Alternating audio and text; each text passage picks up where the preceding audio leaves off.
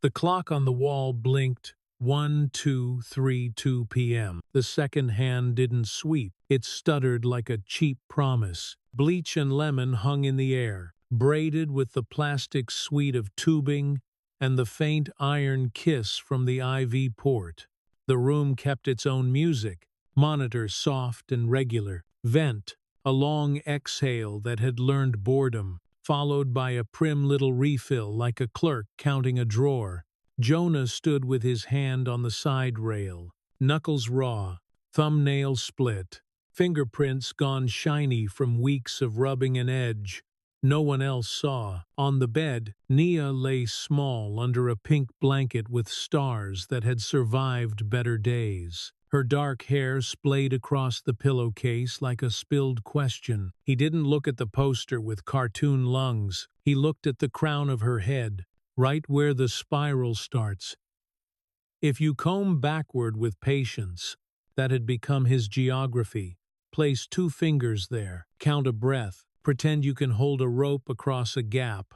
No building code covers. Outside the glass, 2 white coats tried to make their voices light. One said, "Futility review," as if reading a label. The other said, "We can convene ethics in the morning," and then, lower, "Family will need to consider withdrawal so she's not put through unnecessary harm." He heard all of it. The words didn't land as words. They landed like furniture being moved in a room above you. Something heavy slid, paused, slid again. A travel nurse came in with a cart that squeaked on the front right wheel. She warmed the penlight in her palm before using it. Some people remember courtesy even when the shift is killing them. "Hi, Nia," she murmured, "not to the chart. I'm just going to annoy you for 1 second. Pupils, corneals, pain response, none. Anything you need?" She asked the man who had become a shadow, attached to a chair. "I'm okay," Jonah said. It was the kind of lie the building had learned to tolerate. She set a paper cup near his hand anyway, and left the door an inch open so the hallway air could pretend to be fresh. He sat. The vinyl hissed a little under his weight, the way cheap things complain because they know they'll be forgiven. He put the cup to his lips and tasted copper from the pipes. A pair of badges flashed past the glass. A hospitalist with a neat part, an administrator with shoulders that had forgotten how to drop. "Policy is clear," the administrator was saying. "If there's no change by 48 hours after the last stimulation protocol, Dad's at the bedside." The hospitalist said, "He's not a policy." "Which is exactly why we follow one," the other answered, and kept walking. Jonah bent forward until his forehead almost touched the rail. He could smell the warm plastic where foam met chrome. "Hey, Star," he said, voice under the machine's hum. "It's still your dad. I'm right here. I'm not leaving." Something in his chest tried to fold in on itself. "Guilt can do origami. You don't remember learning." He shut his eyes and counted with the vent 2, 3, 4 in, then out long enough that his ribs noticed the weight leaving. A phone screen lit the glass like a little moon. The travel nurse had come back, positioning her body between device and patient, the way good ones do. "Sir," she told the man in a suit trying to angle a shot. "No filming in IQ. That's not for you." He apologized without looking sorry, and tucked the phone like a secret. The hallway ate him in 3 steps, then coughed him back when he remembered to put the mask above his nose. Jonah went to the sink and washed his hands because ritual is grip when nothing else holds. Soap, warm water, wrist to wrist.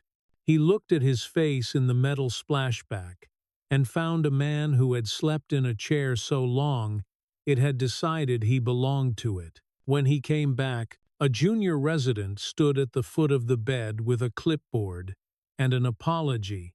His mouth hadn't learned how to shape. "There's a form," he said, not proud of the sentence. It doesn't change care. It just documents preferences." Jonah stared at the header times, Do not resuscitate comfort measures. The paper had a smell toner. Cardboard. The ghost of other hands. He read the words the way he read torque specs, lips barely moving, eyebrows doing math. Then he set the pen down as if it might bite. Not today, he said. The resident nodded like a man who wanted to burn the form and couldn't. Understood, he said, then added because he was human. I'm rooting for her. The door clicked softly behind him. Silence settled again. Not absence, but a weight you could lean into. At 107 cart rattled. At 113, a tube pump sang a little alarm and was shushed. At 120, the ventilation unit coughed and remembered the setting it wanted. Time stopped being numbers. It became a list of noises in the order they needed him. Somewhere in the afternoon, a float nurse new to the unit, hair in a rushed bun, stood in the doorway longer than the job required, phone half out as if it had unholstered itself. Please don't, Jonah said without turning. She flinched, slid the device away, and mouthed times, sorry, times the way people do when they're not sure who they wrong. He stood again, because sitting felt like surrender. He put his palm on the crown of Nia's head. The curl there was still stubborn. It refused to lie flat for anyone, including comas. Remember the bus stop, he said, voice small. You learn to whistle with 2 fingers and spit on your shoes trying. You told me not to tell Mom about the spit part. Mom laughed anyway. His throat tightened around the word asterisk, asterisk, mom, asterisk, asterisk. He swallowed it down like a nail because he couldn't afford to bleed in here. He breathed the way the respiratory therapist had shown him on day 2. Count the outbreath longer than the in and let the room do half the work. A TV down the corridor found volume. A news anchor smiled around a sentence about Times, Vale Medical Group Times, and a transformational partnership coming to the county. A graphic slid under the smile. Times AI Harmonix pilot, awakening coma patients. Asterisk. The hallway absorbed the words, then let them leak back out through the gaps around door frames. A clerk pushed a supply cart faster than usual. Somebody laughed too loud and got shushed by the building. Jonah didn't step to the door. The door came to him in the form of a shadow at the edge of the glass broad shoulders, a tie that cost more than his week. The administrator from earlier leaned in and fielded a question from a camera crew that had multiplied in the last hour. No comment on individual cases. He said, but we're excited about innovation that saves lives. In the room, the ventilator sighed. The monitor blinked green. Green. Brave little green. Jonah rubbed the rail until the cold came through, then stopped because he'd done enough damage to the paint for one day. At 314, a chaplain knocked with the back of her hand, polite as a library. I don't sell anything, she said, a smile flickering, then choosing not to stay. Do you want company? Not just now, Jonah answered. She nodded and left a card on the table with a cross that looked more like 2 planks meeting than a symbol. On the back, someone had written, asterisk, I can sit outside if you change your mind. He pocketed it like a bolt you might need later. The news cycle spun faster. A volunteer in a blue vest peeked in and said, there's press downstairs, as if reporting weather. Okay, Jonah said, as if he owned an umbrella that fit this rain. He took the spiral notebook from under the blanket's edge. Its cardboard cover had grown fur at the corners from too much handling. He printed in block letters, because the letters had to hold wait times. 1, 2, 3. 2's still here. If she hears anything, let it be that. The automatic door breathed open. A draft walked in, not cold, more like a room inhaling after holding its breath too long. Jonah looked up at nobody, then at somebody, then at a boy standing just inside the threshold where signs and floors argue about who they belong to, bare feet on polished tile, hoodie cuffs frayed to thread, eyes so steady they made his first instinct look like panic. "You can't be in here," Jonah said, "because rules arrive faster than hope." The boy nodded, as if he'd been expecting the sentence. He kept his hands at his sides. "Open, the way you do in a stranger's workshop, so you don't knock anything expensive off a shelf." "Are you her dad?" he asked. The question was ordinary, and not. Jonah swallowed and found his voice. "Yes, you don't want her story ending this way, do you?" the boy said. Jonah heard the hallway, then didn't. He heard the vent, then he didn't. He felt his palm begin to rise toward the crown of his daughter's head without being told. "Who are you?" he asked. The boy's mouth made a shape that might have been a smile and might have been the idea of one. Someone shouted down the corridor. Asterisk, asterisk. No unauthorized visitors. Asterisk, asterisk, and shoes began to squeak in the particular rhythm of security. Realizing it's late, the boy shifted one step, just enough that the light from the monitor caught the skin over his cheekbone and made it shine like he'd been walking in sun. He lifted a hand and laid it, not on the bed, not on the girl, but on the glass where the nurse's paper notes used to be tape. His fingers spread, not touching anything that would trigger a policy. On the screen, the heart rate dot made one bright hop, then returned to its well-behaved cadence. Jonah didn't breathe for one count too long. He remembered and let it go. "You don't want her story ending this way," the boy repeated, softer, the words not a threat, not a promise, just a door pointed out in a room that had convinced everyone they were stuck. Footsteps reached the threshold. A badge flashed. The travel nurse from earlier stepped in front of the security guard like a person who'd learned to be useful at speed. "Give me a second," she said, and somehow made it not a request. Jonah looked from the boy to the man with the badge, to the girl with the pink blanket and the stubborn crown spiral. It all tilted the clock, the light, his understanding of what counted as possible. "Who are you?" he asked again, because sometimes the first question is a way to get your courage in place for the actual one. The boy looked at Nia, not at Jonah. He spoke as if telling someone who already knew. "I'm here to help you keep the rope," he said. Security cleared his throat, rearranging rules in his mouth. The nurse said, "Dad, why don't you stand right here?" and moved Jonah's hand that last half-inch to the crown of his daughter's head. The boy stepped back. The door sighed. The clock blinked 1, 2, 3, 3 and decided to keep going. Downstairs. A camera red-lighted. Upstairs. The room held its hush like an egg. Jonah didn't blink. The boy didn't move. On the monitor, a green pixel took a breath and thought about being brave twice in a row. The lobby TV wore confidence like a tailored suit. Polished teeth. Skyline B-roll. A crawling banner. Asterisk. Asterisk. Valey Medical Group. A-Harmonix pilot. Arrives locally. Asterisk. Asterisk. In the corner box, Morgan Vale spoke as if he owned daylight. "We're matching resonance patterns to neural arousal states," he told America. "Families deserve more than hope. They deserve outcomes." Upstairs, outcomes meant carts, cables, and an entourage that stepped around nurses like furniture. The unit doors parted for Vale, the way any doors do when a donor's name is etched into a wing somewhere. He had 2 handlers with tablets, a PR lead with a ring light in her purse, and a man in a slate suit who did not smile because the job didn't pay for that. "Mr.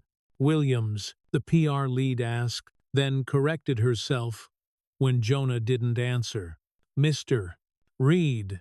Jonah stood between the bed and the door with one hand on the rail, 2 fingers hovering near the crown of his daughter's head. He didn't move them, as if the air might snap. "Dad is fine," he said.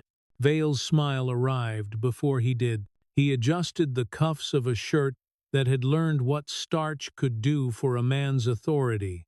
"Jonah," he said, using the name like he'd owned it a while. "We've been briefed. We're going to help." He hadn't waited for a yes. Slate Suit unfolded a waiver on a clipboard, pen already warm. "Standard authorization for our harmonics protocol and limited data sharing to improve care quality," he said in a tone that meant he had said it 1,000 times and had never once believed he was lying. Jonah read like a mechanic reading a torque chart, slow, lips barely moving. Asterisk, asterisk. Consent to capture audiophysiologic data. Authorization to integrate proprietary stimulus. Perpetual, royalty-free license in all media known or later developed. He looked up. Perpetual. Boilerplate, Slate Suit said. "Boilerplate is still English," Jonah answered, and set the pen down. "Of course," Vale said smoothly. "We can tailor language. The important thing is access. The sooner we align, the sooner we can begin." He turned to the PR lead without moving his feet. "We need a photo of the team assembling, only hands, no faces, no media." A voice from the doorway said, "Dr. Hahn." Badge clipped, sleeves rolled, the kind of posture that suggests sleep as a negotiable skill. She didn't smile. She didn't apologize. "This is ICU. This is an IRB-governed environment. We follow consent order, clinical need first, documentation second, optics never. Then we align," Vale said. As if that solved volume and gravity, he put on a pair of gray nitrile gloves that matched nothing except his talent for matching. "Let's calibrate." A tech rolled in a cart that hummed low, all bevels and status LEDs. The sticker on the side read, Asterisk, asterisk, Vale Vibra Mod 3. Someone had peeled a corner and then regretted it. The tech clipped a small puck to the rail at Nia's shoulder, just close enough to smell plastic warming. He strung a sterile mic 2 feet from her mouth with tape that hissed when it left the roll. "Non-contact," the PR woman said for the imaginary camera, "completely safe." Pilar, back on shift, stepped in front of her and fixed the tape on the wire with a square corner. "Completely boring," she said, which is the compliment nurses give to good days. Hahn positioned herself at the monitor, jotting timestamps, baseline vitals. Quiet, HR, steady SPO 2. Vents on pressure assist. "We begin with 30 seconds of silence," she said. "Silence is a control condition." "We begin," Vale repeated, as if he'd just invented the idea. He raised a hand at the tech like a conductor. The device purred higher, a faint musical wash that felt like a mall fountainscape. Colored traces began to jitter on Vale's tablet spectral map. Heat swells. Jonah watched the girl, not the glass. He knew his own limits. He would not let a screen narrate his child back to him. Nothing changed. 10 seconds. 20. 30. The vent sighed. The building remembered to breathe. Stimulus A. Vale said. The wash shifted key like a song. No one asked to play. Jonah kept his palm hovering inches over hair. A weather vane tuned to one location. Nothing changed. He counted with the machine. 2, 3, 4, in, 6 out. The sound wanted to pass for promise. It landed as lotion. Stimulus B. The tech adjusted a slider. A bumble of low frequencies filled the seam between wall and glass. Jonah felt it in his chest the way you feel. A truck 2 blocks over. Nothing changed. Vale didn't look at the bed. He looked at the tablet. Then he looked at the people looking at the tablet. "We're reading microvariances," he said to the room, "which is what men say when outcomes are shy. A warm-up is normal." Pilar flicked her eyes toward Jonah. He slid his palm the last half-inch to the crown. A small, stubborn curl found his callus the way it always did. He exhaled. Down the hall, a volunteer wheeled in a harp on a dolly for someone else's miracle, and clinked a hinge as it caught a door frame. The monitor didn't care. The travel nurse who'd warmed the penlight earlier stood near the sink, arms folded. She wasn't part of the show. She was part of the room. Jonah nodded to her, as if they shared a secret that some things did not get better when you plugged them in. The slate-suited lawyer cleared his throat. Jonah, if you're comfortable signing. He held out a pen like a deal sweetener. I'm not, Jonah said. Then I'll take care of it. A different voice offered. Too quick. Too bright. The young float nurse with the rushed bun stepped forward from the door jamb, cheeks pink, in a way that had nothing to do with courage. She set a form on the bedside table and made a signature. It wasn't Jonah's. It looked practiced in its dishonesty. Pilar's head snapped toward the pen. No, she said. She didn't raise her voice. She made it heavier. No one signs for family. That's not a thing. The float nurse flinched. The pen clattered. An apology tumbled out and broke on the floor. They said, Mr. Vale said it was we'll discuss staff education later, Vale said, smiling at a wall like it had asked. Let's not lose momentum. We lost it when we broke consent, Han said. She took the unsigned form, tore the corner with the fake name, slid both pieces into a red folder, labeled **event***. Start over, she added, not to the machine. The PR lead adjusted her purse strap and pivoted. We can draft a narrative that centers family, non-narrative, Han said, and put a hand on the mic to still it. We chart. We care. We go home tired. Stimulus, che, Vale said. As if the room had agreed, the device eased into a thinner sound, a hiss like air through teeth. Jonah's throat matched, not because he believed, but because the body chases any rhythm it's given. He wanted to cough, and didn't. He wanted to leave, and couldn't. The door breathed. A draft walked in with no footsteps attached. At the sill, a boy stood the way thresholds prefer, half in, half out, composed like a rule you don't recall learning. Bare feet, gray hoodie, cuffs unraveled to a fringe. He kept his hands visible, open. He didn't look at the machine. He looked at the child. They can't own what's still breathing, Micah said, not loud. The harp down the hall found a chord. The building listened. Jonah's palm settled on the crown like a small ritual finishing itself. For a heartbeat, the heart rate dot brightened a hop, shy and definite.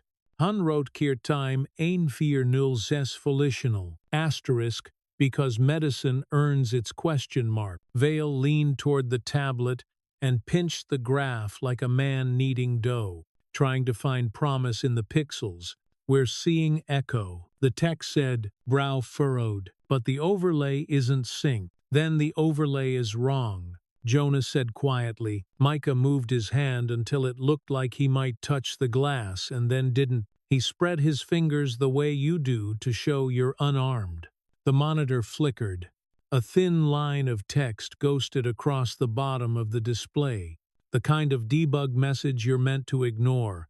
Asterisk, asterisk, echo detected, source, unknown. No one spoke for a second too long. Slate Suit leaned into the moment like a man who'd learned to box in college. We'll need to capture all raw for audit, he said. Chain of custody is key. Han nodded once. I'll hold the keys. Vale gave the room his winning face again. What matters is we're moving in the right direction, he said, pitching to an invisible balcony. Jonah, let's talk offline about tailoring consent language so you're fully comfortable. Jonah looked at Nia. He looked at the boy. He didn't look at the paper. I'm comfortable when she is, he said.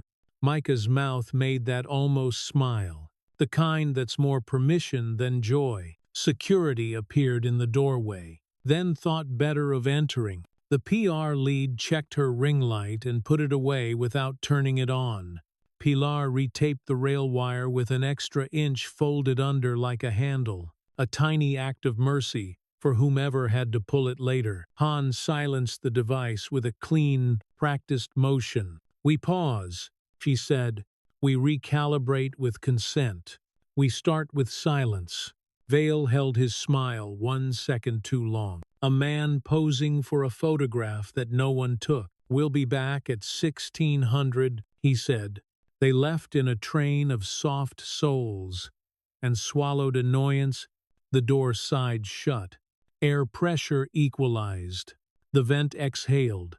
Jonah didn't move his hand. He counted the outbreath to 6 and let the room do half the work. Micah stepped backward until threshold became hallway and hallway became rumor. On the monitor, the debug text ghosted again, fainter, this time as if embarrassed at having spoken times.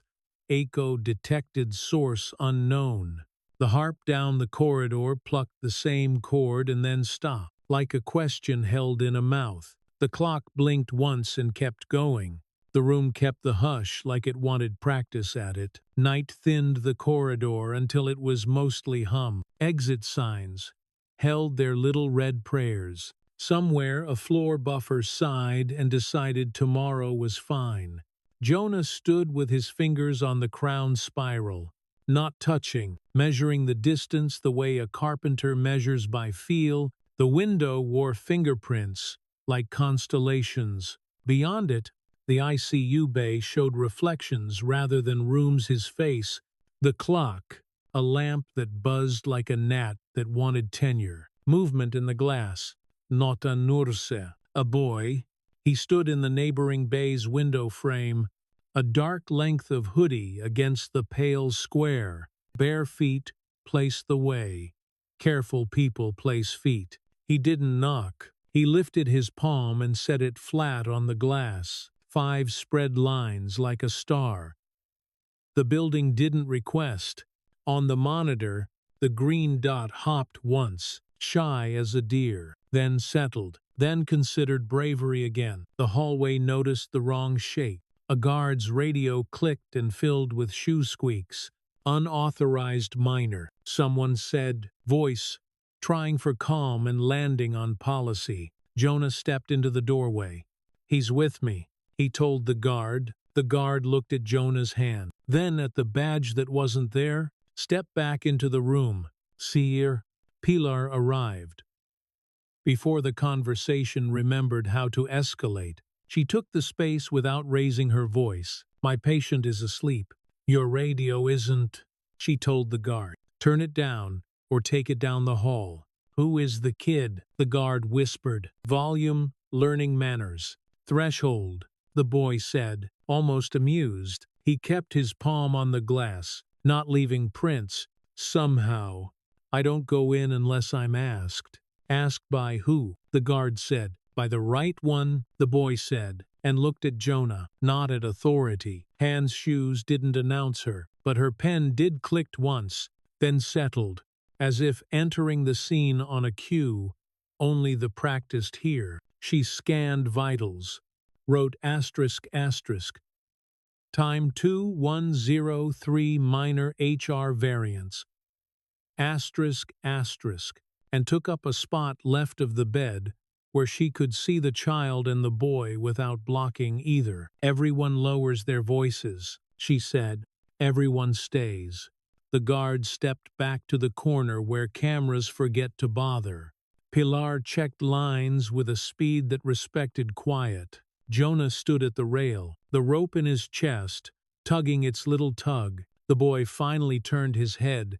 "Are you ready to say the thing you didn't say?" he asked Jonah. "I don't know what you mean," Jonah said, and the sentence sounded weak, even to his own teeth. "You do," the boy said. "She won't come toward a closed door." Han didn't move. She said, without looking away from the monitor, "If you're going to talk to your daughter, keep it simple and keep breathing. 4 in, 6 out. I'll mark responses." Jonah's throat dried on the first try. He swallowed. He placed his palm the last half-inch to the crown. Where hair learns how to be a person, he stopped. His chest ran out of room. He tried again. I didn't tell you the truth. Star. The vent kept its practice sigh. The debug text he'd seen once ghosted up. An instant asterisk echo. Detected source unknown. Asterisk then hid like a child under a table. He breathed on Han's count. 4 in. 6 out. Words found the gap. I was angry with your mom, he said, the syllables landing like bolts on a tray. It was the morning of the fire. I said I'd be late for pickup again. She said I was living at the job. I slammed a cabinet. I told her I'd fix everything this weekend. I didn't. He let the next breath expand until it became a place to stand. I didn't fix anything. I was in the truck when it started. I got the call and he stopped. Then didn't, and the smoke had already done its work by the time I made it to the porch. Pilar's hands slowed at the IV like she'd heard a hymn. The guard found something on his phone that needed all his attention. Han wrote times. VP shows modulated amplitude during speech times, and underlined times during asterisk. I never told you I'd said ugly words, Jonah said, voice lowering until the room had to lean in. I never told you I was sorry for the stupid door slam you saw. You kept drawing stars on the grocery lists to get me to look at the good parts. I kept circling overtime. He rubbed the place where the spiral began. Not hard, just recognition. Your mom laughed the loudest when she was tired, he said, a fact more than a memory. You know that. You laughed the same. I was too proud to say I needed help with missing her. The boy's palm stayed on the glass. Truth buys a ticket, he said softly. It doesn't guarantee a train. Then I'll wait at the station, Jonah said. The monitor blinked. A blip, then another. Han didn't praise the machine. She pressed a fingertip to mark time. Signal to noise shift. She murmured. Not artifact. Say the thing only she knows, the boy said, still looking through. Not in. Jonah swallowed again. The taste of metal left the pipes and came up his tongue. He breathed. 4 in. 6 out. The siding on the south wall. He said, I never told you I saw your name in the soot after Naya. Messy. With the N backward. You used the little paintbrush your mom kept for window frames. You were supposed to be asleep. I didn't scold you. I touched the A. I didn't vipe it. I couldn't. Pilar closed her eyes for the time it takes to say mercy without moving your mouth. Han wrote times volitional finger twitch, asterisk, and glanced at the hand under the sheet. The index moved a moth's worth. Again, she said, more to the room than to the body. Repeat. Jonah's voice cracked around the lower notes. I'm sorry I slammed the door, he said. I'm sorry I missed the smoke. I'm sorry I sang the lullaby into a room you weren't in. He took the breath, measured, placed. I'm sorry I kept the song from you because it hurt to hear it alone. I'm bringing it back. The boy's hand slid down the glass until only fingertips touched. Now sing, he said. Not to the room. Near her. Han nodded once. The smallest permission. Keep it low. Exhale, tones only, she said, steady, as if instructing a med student on how to handle a basic airway. Jonah let the first note find him rather than the other way around. It came out like metal warmed by sun. He rode the outbreath and set the line where his palm met hair. There's light in the shadows, he murmured, and stars in the rain, he laid next. Each word a step you test before you trust. On the monitor, a slow rise that wasn't panic. On the vent, a help that learned how to back off a fraction. Han wrote times HR +3, SPO2 stable, EEG low frequency coherence times and would not, write miracle. Pilar adjusted the tape's corner on the mic lead, folding the edge back on itself. to make a tab for the person who would have to pull it later. The guard cleared his throat, then didn't. The lamp in the hallway hummed and thought better of it when Elliot somewhere down the wing killed its switch out of habit. Jonah reached the line that had always felt too sweet when the house was full of dishes and deadlines. "Hold on, little dreamer," he said, barely breath now. Nia's index finger twitched again. Not a storm, a flinch toward weather. Han kept her face honest. "Again," she said. "Pen, waiting. Same line. Consistency. Hold on, little dreamer," Jonah whispered, closing his eyes for just the width of a light flicker. The boy's palm left the glass. He stepped back a fraction, as if stepping off a boat and onto a dock that could hold. She heard the station announcement. He said, "Trains still run at night." Pilar smiled into her surgical mask, where no one could see it. Han exhaled once, long enough to be human. "Document and observe," she said to herself, an oath disguised as a task. A nurse down the hall knocked a harp case against a door. Someone laughed, surprised by their own laugh. The building remembered it was for the living. "Two. Who are you?" Jonah asked. Without opening his eyes this time, "A boy who got missed," the boy said. He didn't say it sadly. He said it like gravity. A boy who promised if he ever saw a door, he'd hold it. Jonah opened his eyes. "Thank you," he said. "You're holding it," the boy said, and looked at Jonah's hand on the crown as if that were the lesson. The guard's radio clicked again. "Softer now. We good," came a voice that belonged more to boredom than to law. "We're good," the guard said, surprising himself with the truth. The debug text ghosted one last time. "Not asking to be noticed" times echo detected source unknown. Han took a photo of the monitor with the hospital tablet, then of the notes she'd written. Chain of custody is sometimes a camera and sometimes a pen. When Jonah looked back toward the window, the neighboring bay showed only the reflection again. Clock. Lamp. His shoulders caught between a thin drift of dust, lay on the threshold strip, where the boy had stood.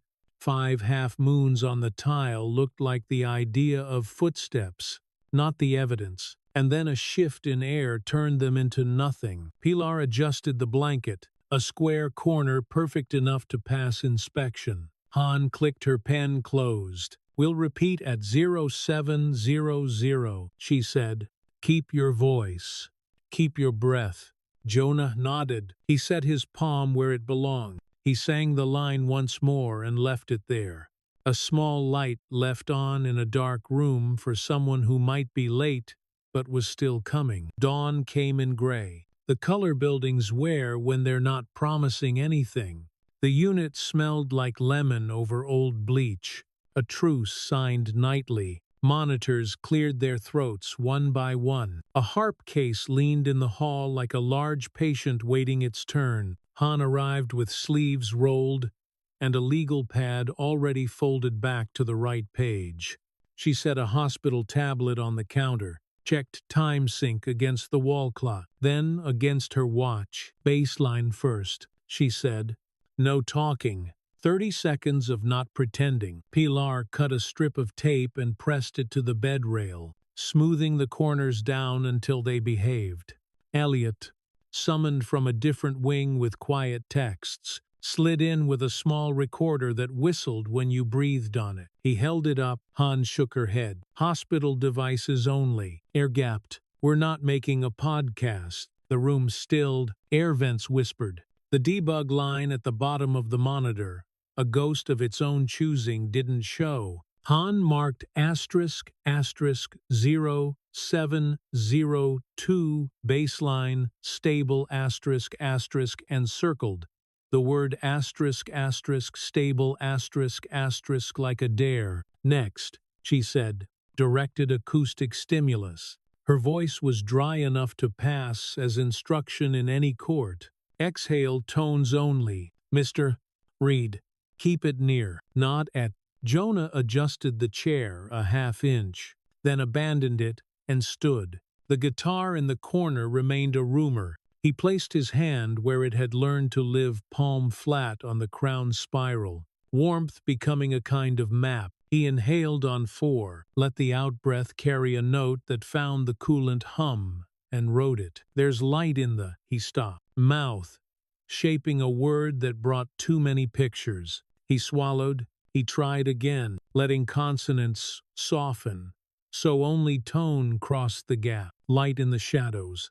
A murmure led along hair, not over it. EEG drew its slow mountain range. HR crept 3, then held. Spodois didn't flinch. Han wrote without adjectives. Her ends were military straight. Asterisk, asterisk, 0703, HR plus 3, LF coherence. Asterisk, asterisk. She did not write miracle. She did not write hope. She wrote asterisk, asterisk, observe. Asterisk, asterisk, and put a tiny box around it. The door sighed. The room took in the draft like it had been thirsty. Morgan Vale entered wearing morning television on his face and nitrile gloves the color of compliance. Behind him, slate suit. PR lead with her ring light still sleeping in her bag. A tech wheeling the Vale Vibra 3, one like a baptismal font on casters. Good, Vale said, as if he'd ordered the sunrise. We'll overlay our harmonics. Perfect opportunity for comparative resonance.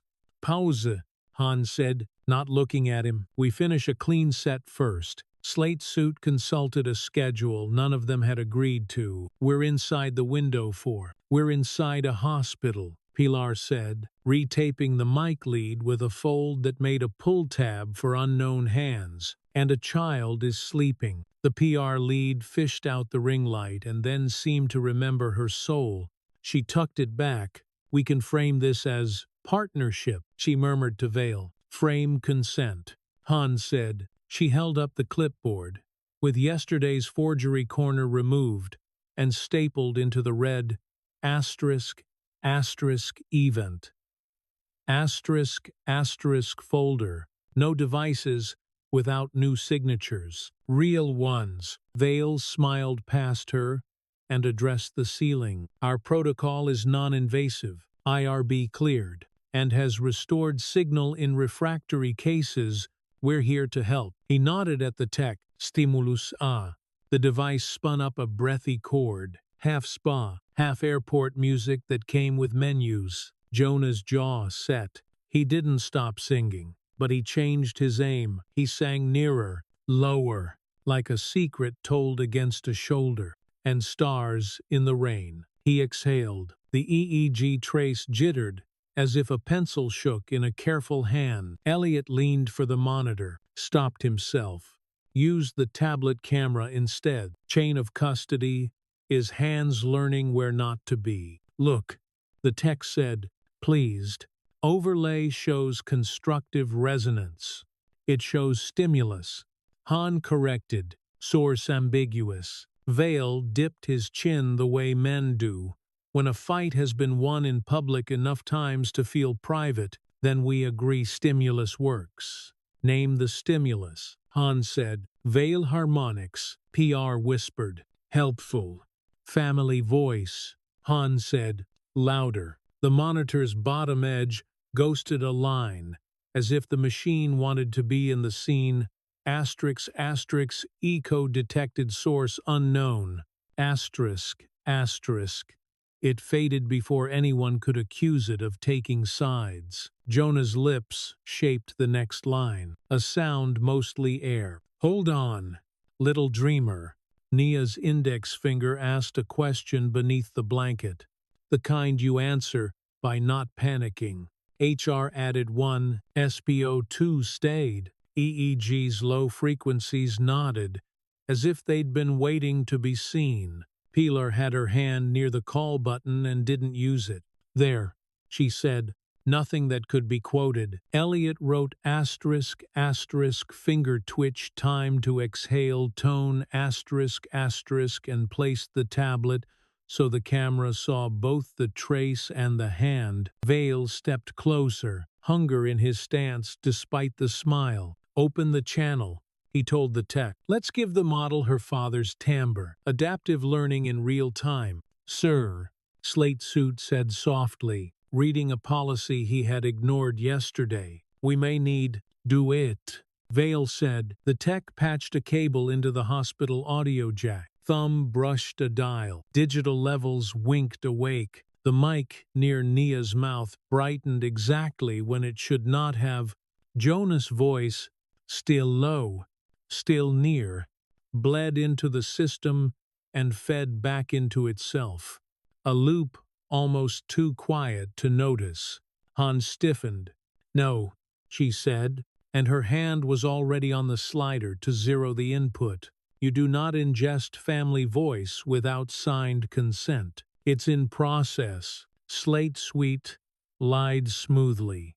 Elliot, eyes on the mix, saw the thin bar jump and flatten. You're sampling, he said, to nobody and everybody. Vale didn't look at Jonah when he talked to him. He talked to his idea of Jonah. We can scale your devotion. He said, we can give it reach. That's what technology is for. You want this for others, don't you?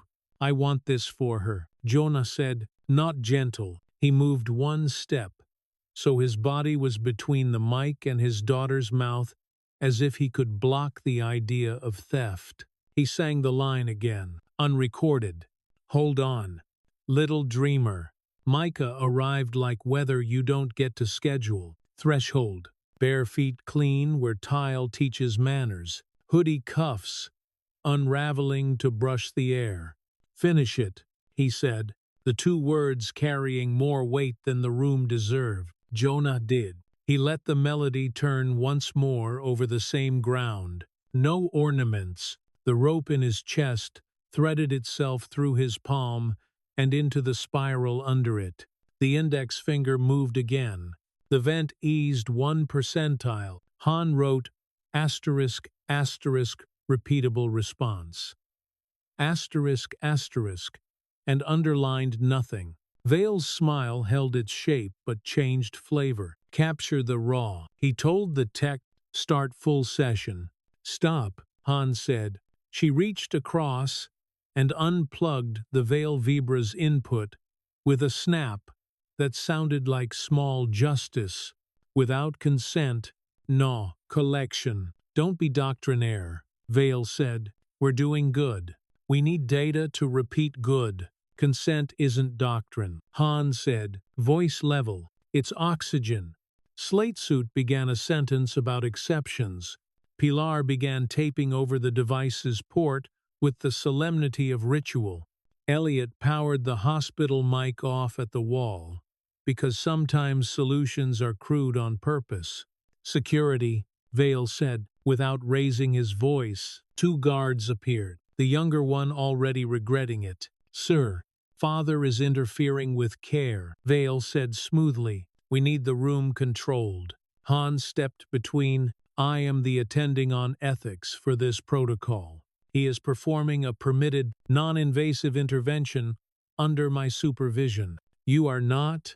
That hung in the air like a sign you only notice when someone shines a light. The guards looked at each other, at the tech, at the PR lead, whose ring light had migrated deeper into her purse, like it knew shame when it smelled it. Jonah stopped singing. The sudden quiet had weight. He reached, not fast, not theatrical, and pulled the power to the Vale cart from the wall. The device sighed into dark like an aquarium at night. Alarms chirped 2 beeps and a sulk, until Pilar's finger found the right button to hush them. The monitor blinked annoyed, then reconciled itself to ordinary. Vale's eyes turned glassy for a beat, as if calculating the optics on a scene with no camera. You've just compromised. I've prevented theft, Han said. We will document this as *** attempted non-consensual ingestion. ***, and file to IRB within the hour. Slate Suit inhaled sharply at the phrase's legal voltage. He started to speak, reconsidered. made a note, reconsidered that, too. PR lead opened her mouth and closed it. She looked at Jonah, really looked, and stood down. Gray happens in small decisions that never trend. Micah's gaze stayed on the child. She's closer, he said, like weather is closer when your knee tells you so. Pilar retucked the blanket's corner. Room is calmer, she said to the chart, which is how nurses say times. We're okay times without jinxing it. Han turned the hospital mic away from the bed and laid it on a towel like something hot you shouldn't put straight on a counter. We resume in 20 minutes, she said. Dad, water. Breathe. Jonah's hand lingered on the crown, then lifted. He drank. The cup tasted less like copper, more like room. He set it down with the care of a man parking heavy equipment inches from an edge. Vale straightened his cuffs. We'll reconvene at 10:00 with legal present, he said, as if rescheduling the weather. Until then, this room is limited to clinical personnel. This room is limited to people who understand the difference between a person and a dataset, Han said. Security waited for someone to say, please. Nobody did. They left with the cart. The door sighed. Air pressure equalized. Silence arrived. Not empty. Full as a held note. The alarm bar stayed grayed out. Asterisk, asterisk, alarm, disabled, asterisk, asterisk. It looked like a moral. Not all silences are dangerous. Some are chosen. Han wrote the line on her pad because she liked to keep the right sentences. She didn't say it out loud. She capped her pen. Micah stepped backward into the hall and faded from the glass, the way morning fog remembers its other job. Jonah set his palm down again. He didn't sing. He just breathed. 4 in, 6 out, and let the quiet do half the work. Outside, a TV downstairs enlarged Vale's face and smoothed his voice. Up here, the room refused narration. The clock blinked, uninterested in heroes. The harp in the corridor let one string ring and then decided the rest of the song could wait. The server room had its own weather, cold enough to make a breath visible, loud enough to pass for rain. Elliot wore a hoodie and nitrile gloves because the rules here were both written and superstitious. He logged in with a temporary admin token, then with himself, then with the part of himself that could keep a secret without sitting down. Fans washed the racks with a constant hush. Blue LEDs blinked like a city agreeing with itself. He opened the audit console and read it like a street map. Team stumps, device IDs, process hashes, hospital mic times, HSPAUD1, 7 asterisk, Vale cart per vibratre, ye, monitor times BPM plus, 9 times with the personality of a tax form. He found the entry Han had stapled into asterisk, asterisk, event, asterisk, asterisk. The exact minute the non-consensual ingest had been attempted, the log said what it always says.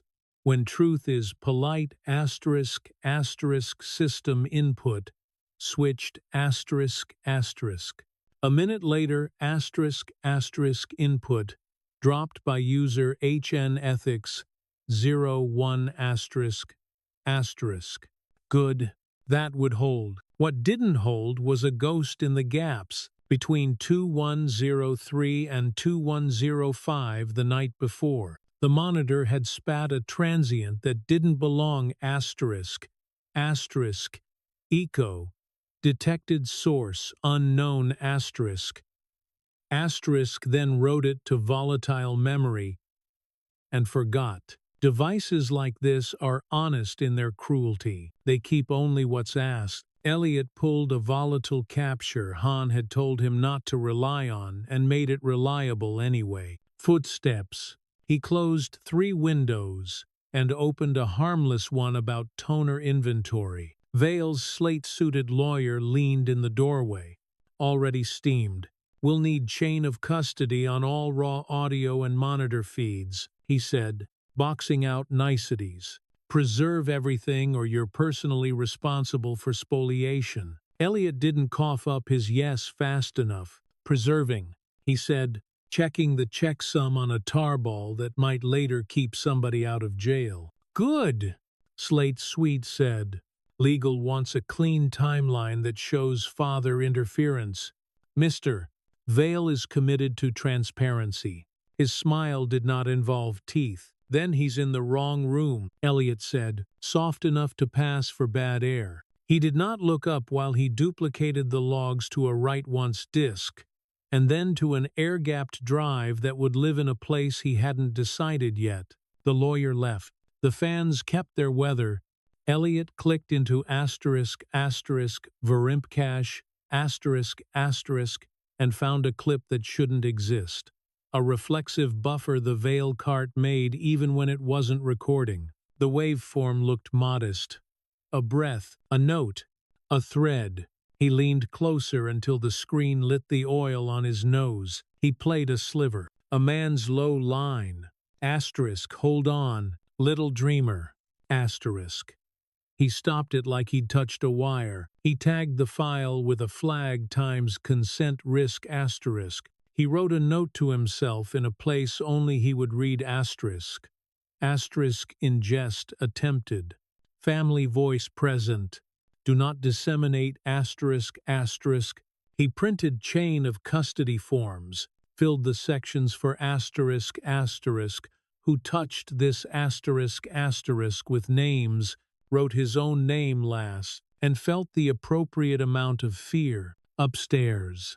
Jonah signed a document with a pen that had chewed marks because it belonged to him. Not consent. A cash sale. The man in the lot took the truck and didn't bargain because grief had set the price already. The keys felt heavier when they left Jonah's palm. A receipt smelled like cold carbon and the back of a drawer. He walked back to the hospital with the envelope inside his coat, paper warm against his ribs. The lobby felt too clean on days like this. Polished tile, plants that survived because someone else watered them. A TV that gave men like Vale entire afternoons. He took the stairs because elevators decide too much, and walked into a floor that had shrunk. Doors closer, air thinner. At the nurse's station, Han waited with the kind of posture that makes time mind itself. Pilar stood beside her with a clipboard the color of work. Jonah knew before they said it. Temporary restriction. Han said, "Administration is invoking safety protocol during the audit." "It's wrong. We're appealing." "Define temporary," Jonah said, "because the body asks for measurements when the heart goes speechless." 48 hours, Han said, which was as meaningless as it was true. Pilar kept her voice right above a whisper. "I will stand inside. He says it, I will say it back." Echo counts. Jonah's hand went to the pocket where the receipt lay. He felt the edge. He felt the debt. He nodded, then nodded again. Because nodding sometimes convinces a room you have more muscle than you do. 5 minutes, Han said, already bending a rule. "I'll mark it as transition. No devices. Family voice only." They walked together, 3 quiet people carrying a room between them. At the door, a security guard posted with an expression the job had given him.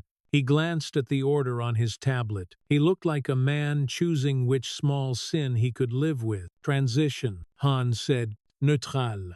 The guard, a good one, dragged a finger to the ***. "Okay, ***, button with the care of a safecracker." The door sighed. Jonah stepped to the rail and put his palm on the crown like muscle memory had paid the rent. "Hey, Star," he said, "I'm going to be close. Then a little farther, then close again. That's all." He sang once, low and simple. The line barely left his mouth and still found home. ***, hold on, little dreamer. ***. The monitor's complacent rhythm admitted a shy hop and didn't apologize for it. Han didn't smile. She wrote, ***Twitch, reproducible ***, and left the page face up like a seed. 5, she said softly, and touched Jonah's sleeve. The gentlest alarm, he withdrew his hand, set it flat on his own chest instead, as if the rope could run that way a while. The door closed. Transition ended. Jonah stood in the hall with people who deserved names and didn't always have time to give them. The building hummed. Somebody microwaved soup that had ideas about onions. That night brought rain that smelled like pennies. Jonah returned after visiting hours because grief doesn't check clocks. He stood at the glass, the guard doing him the kindness of a bathroom break at the right minute. The room inside was gray, machine dim, Nia's profile pure outline. He put his palm to the surface. Cold. He breathed on the pain and made a small circle into which the world could fit. A smudge appeared on the inside, handwriting born of grease and dust, and a fingertip that knew letters. Asterisk, asterisk, she hears you. Asterisk, asterisk. The letters were patient, clumsy, in the way truth is when it hasn't learned to court an audience. Micah, Jonah breathed. Not expecting, not deserving. A reflection in the dark of the neighboring bay. Hoodie's edge. A face that enjoyed being almost seen. The boy's mouth didn't move like a movie. The words just arrived in Jonah's ear with the sound of the vent.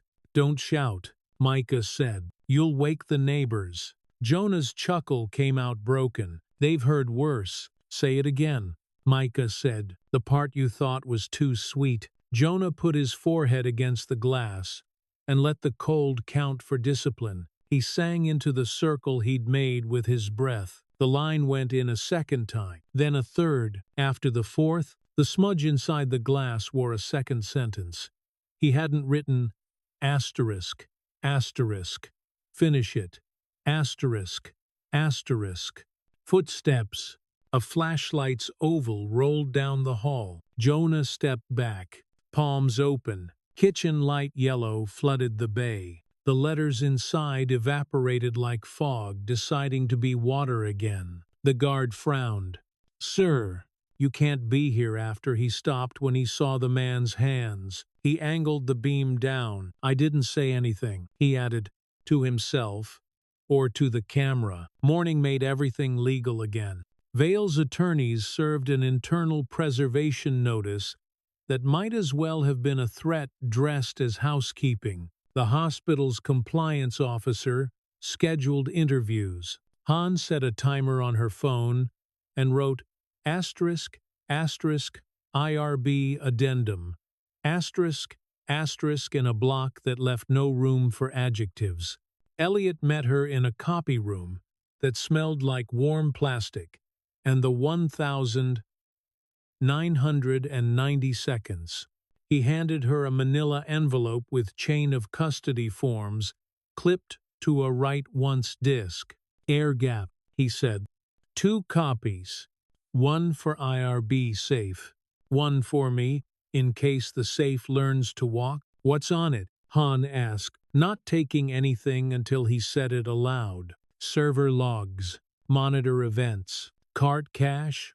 We didn't consent, but it cached anyway.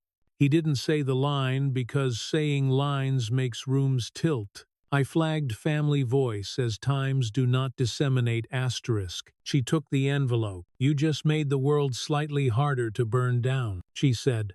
Temporary, he said. Everything is, she said. Downstairs. The PR lead practiced an apology in the reflection of a vending machine, then chose not to say it. Upstairs. Slate Suit rehearsed the phrase asterisk, asterisk, interfered with care, asterisk, asterisk, until it sounded like a principle and not a weapon. By late afternoon, administration posted the restriction order on the door. Jonah found it like a kind of weather report. He read the header twice.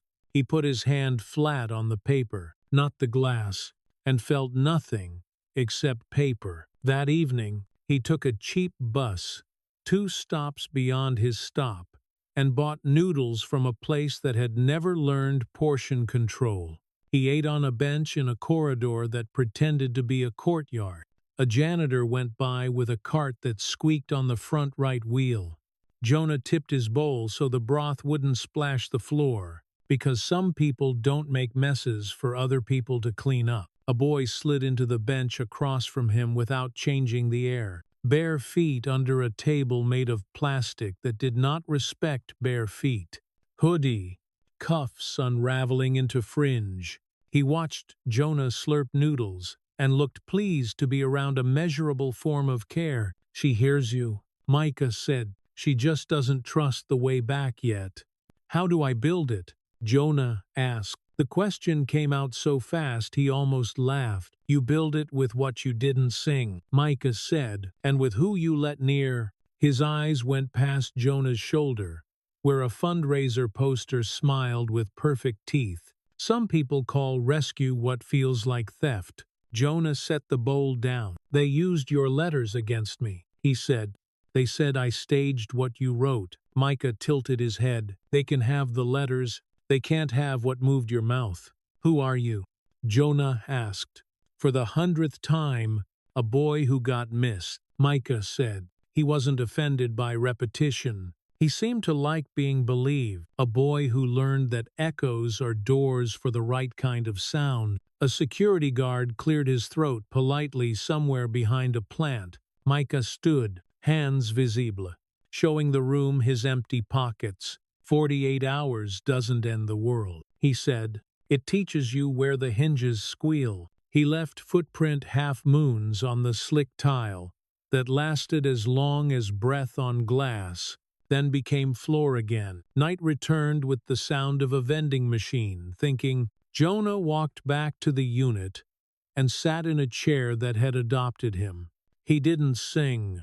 He matched his breathing to the vent 4 in, 6 out, and counted the out-breaths as if each were a tiny bridge to lay and test, and lay again. Behind the glass, where the paper taped to the door pretended to make things safe, the monitor kept its modest promise. Green dot, a shy hop. It wasn't content. It was continuity. Han, on a bench, half a corridor away, opened the envelope Elliot had given her. Read the first line on the chain of custody form, and smiled like a woman who had found a dry match in weather like this.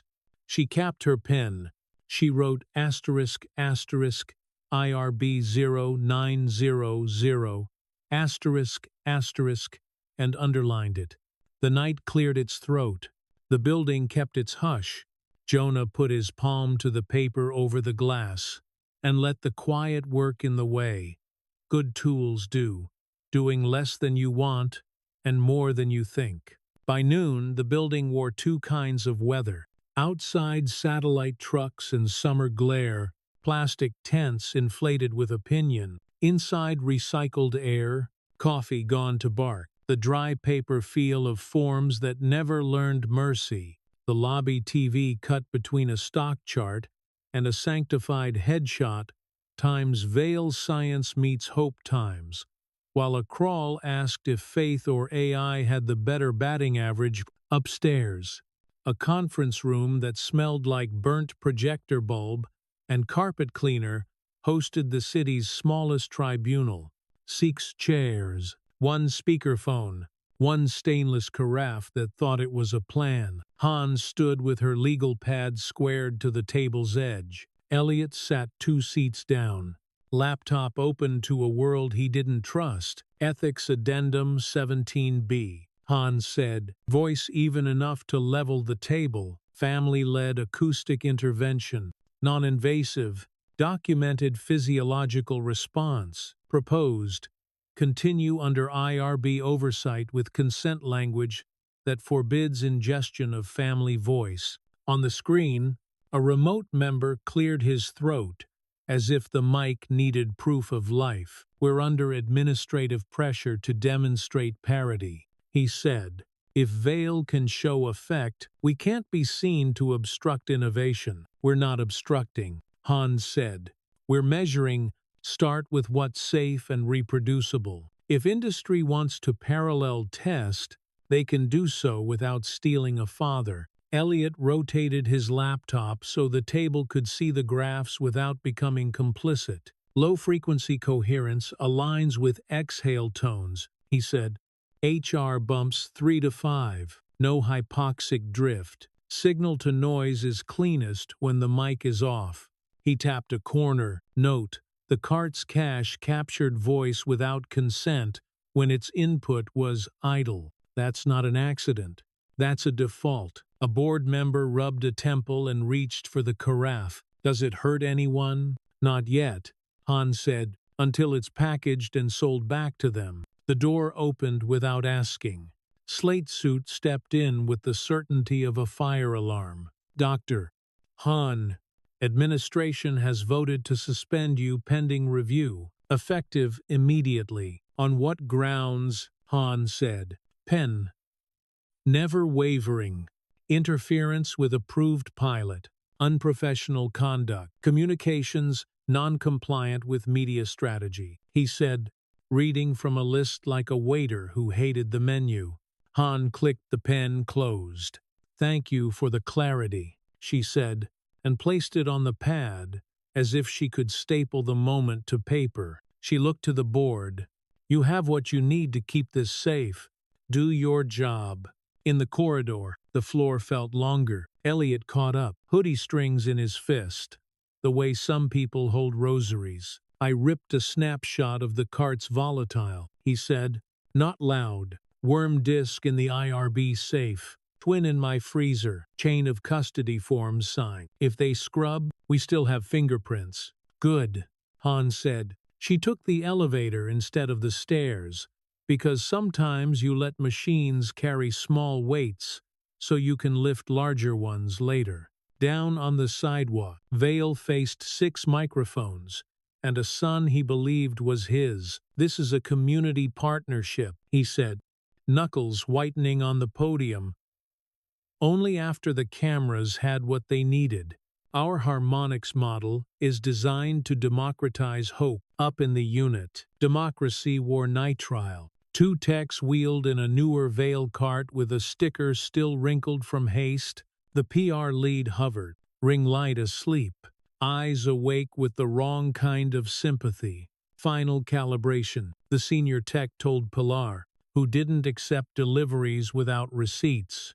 15 minutes. Family restriction remains in place. Pilar adjusted the bed height half an inch, the difference between useful and sorry. No ingestion, she said, tapping the mic's power brick with one blunt finger. Ethics addendum. He smiled, the smile people use on uncles who won't upgrade their phone. We'll just listen. Jonah arrived to a guard at the door, and a rule on a tablet. He looked at the guard, the way working men look at other working men when the order came from a floor neither of them can access. I'll be quiet, he said. Transition window, the guard murmured, pretending to read an alert. 5 minutes. Jonah stepped to the rail. He didn't sing. He placed his palm on the crown spiral, like you lay a level, and watched the bubble find center. The rope tightened through arm and across chest until it made a line you could lean a house against. The door sighed again. Camidas. A publicist. A second cart. Because redundancy reads as rigor, Vale walked in with the smell of a fresh tie. Let's show the world what collaboration looks like, he said. The guard's tablet chimed and went blank. Restriction reactivated, he said, looking stricken. He glanced at Pilar, then at Jonah. Sir, I'll stand here, Jonah said. He didn't move his hand. I won't talk. The guard, a good one, learned something new about the elasticity of rule. Begin, Vale told his techs. The device purred a sound like a ventilated chapel. The overlay graphs woke obediently. Pilar set her jaw against the pitch of the room. Elliot appeared at the doorway, ghost of a nod to Han's empty place. Micah materialized in the glass like a rumor deciding to be a person, hood up, bare feet, cuffs unraveling to brush his knuckles. He didn't step in, he didn't wave.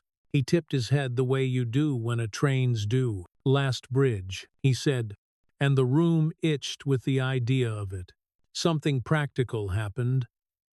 Then something only happens when orders get written by people who never carry them. A tech clipped a lead to the hospital audio bus and forgot the ground.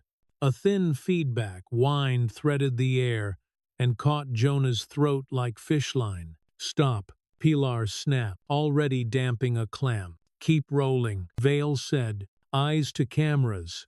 Jonah didn't mean to sing. He meant to breathe. Breath brought tone, the way roads bring dust. He put the exhale where it belonged, near, not at. There's light in the shadows, he said, a line that had learned discretion, and stars in the rain. The EEG didn't jump. It collected itself, then cohered slow hills, handshake to a ridge. Han would have underlined asterisk, asterisk, coherence, asterisk, asterisk, and then told herself not to underline. But she was outside the door, arguing with the idea of doors. Open the channel, Vale ordered. Adaptive enrichment. Pilar slapped his hand from the slider without touching him. No ingestion, she said. She looked to the guard, who found his courage, and to the PR lead, who found the floor. Live stream up. A junior cried from the hallway, Ferret excited. We're on 3 platforms. Jonah kept the line patient. Hold on. Little dreamer. Nia's index finger moved a moth's worth under the blanket. HR edged +4. SPO 2 held. The Vents assist algorithm yielded 0.5%. Elliot whispered numbers to the room like a charm. +4. Stable. Coherence sustained. Vale took a step he shouldn't have. He put his hand on the rail. The camera loved it. See, he said, for the world. He turned toward the lens and opened his mouth to christen the moment with a trademark. Han's voice cut in from behind him, small and exact as a scalpel. You do not ingest family voice, she said, and reached over his wrist to the wall. The live stream monitor went black. The room's audio bus clicked dumb. The Vale cart's recording light dimmed to a grievance. What have you done? Vale hissed, the smile cracking, optics spilling out. Protected a patient, Han said. Her badge clicked when she stepped. It sounded like a metronome choosing sides. IRB forbids capture without consent. I will not let you sell a man back to himself. Outside, the live stream chat detonated at the blackout speculation. Anger, a slice of awe. Inside, the hush swelled like a choir that had been waiting for the conductor to stop waving. Jonah brought the line home. He didn't push. He let it rest against its own weight. Hold on. Little dreamer. The monitor answered with a brave little hop. Not salvation. Not theater. Evidence. A noise rose from downstairs crowd or weather. Indistinguishable.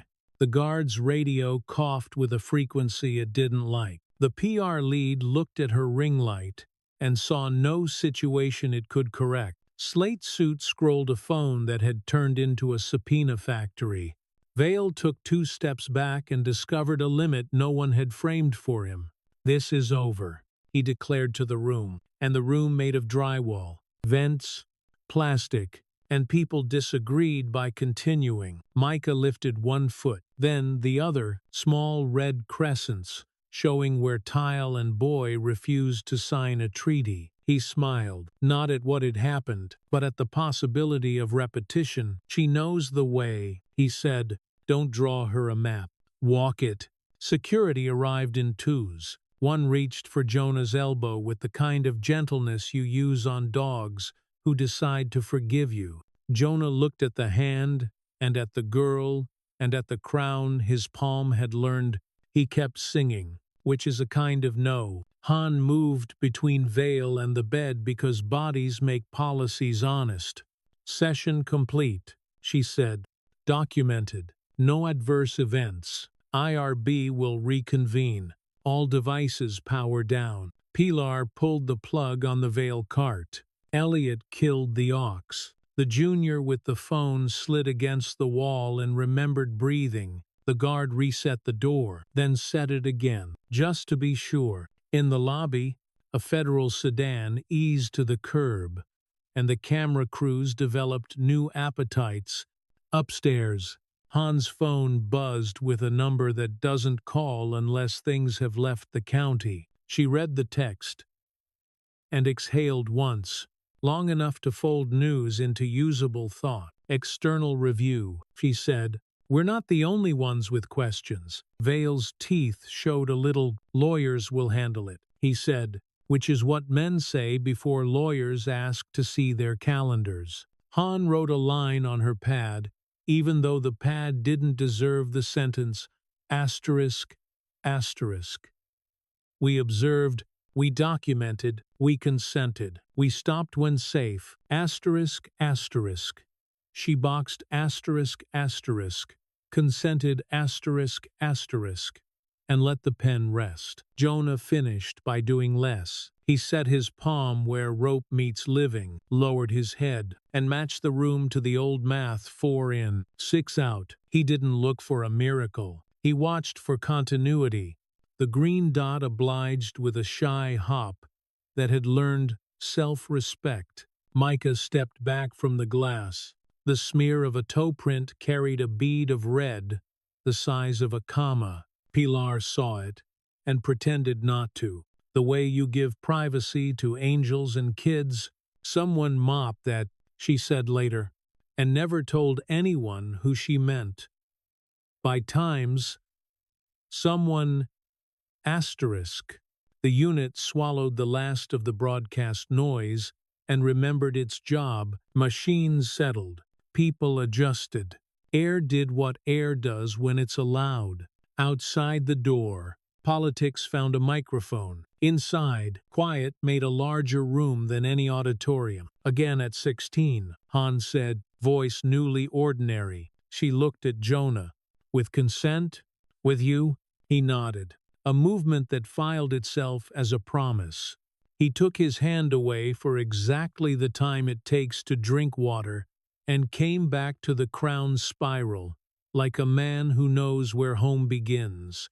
Downstairs, the TV replayed Vale's smile and ran out of adjectives. Upstairs, the debug line flirted the bottom of the monitor and decided to stay shy.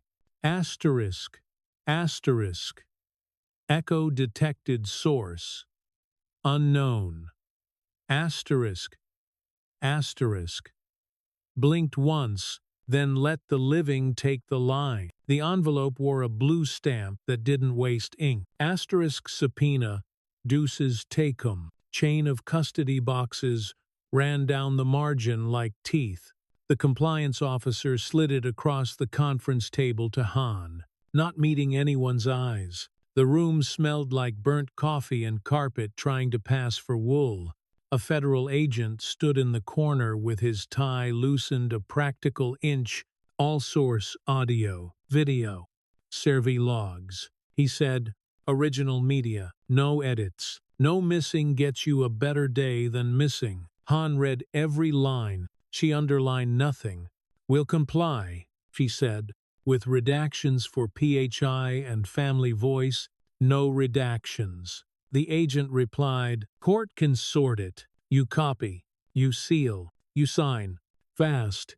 Elliot had the IRB key fob in his pocket and the freezer copy in his head. He looked like a man who had learned to keep two truths, parallel, protect and obey. We can produce system logs in 3 hours, he said.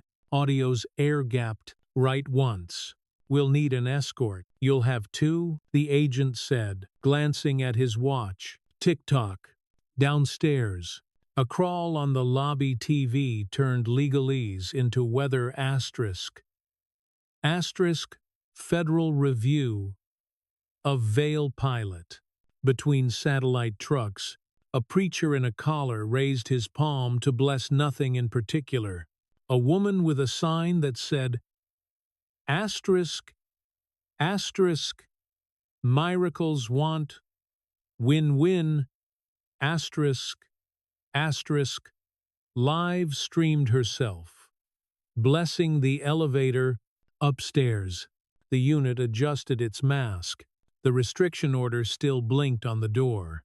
Pilar printed hourly vitals and stapled them into a stack that could guide strangers if she weren't allowed in tomorrow. She wove her hair tighter and told the air, "Not today." Jonah arrived to a new guard with a face that belonged to a different county. "You can wait here," the guard said, pointing to a chair that had learned to discourage patients. "No entry during evidence collection." "She's not evidence," Jonah said. The guard checked his tablet for permission to be human and didn't find it.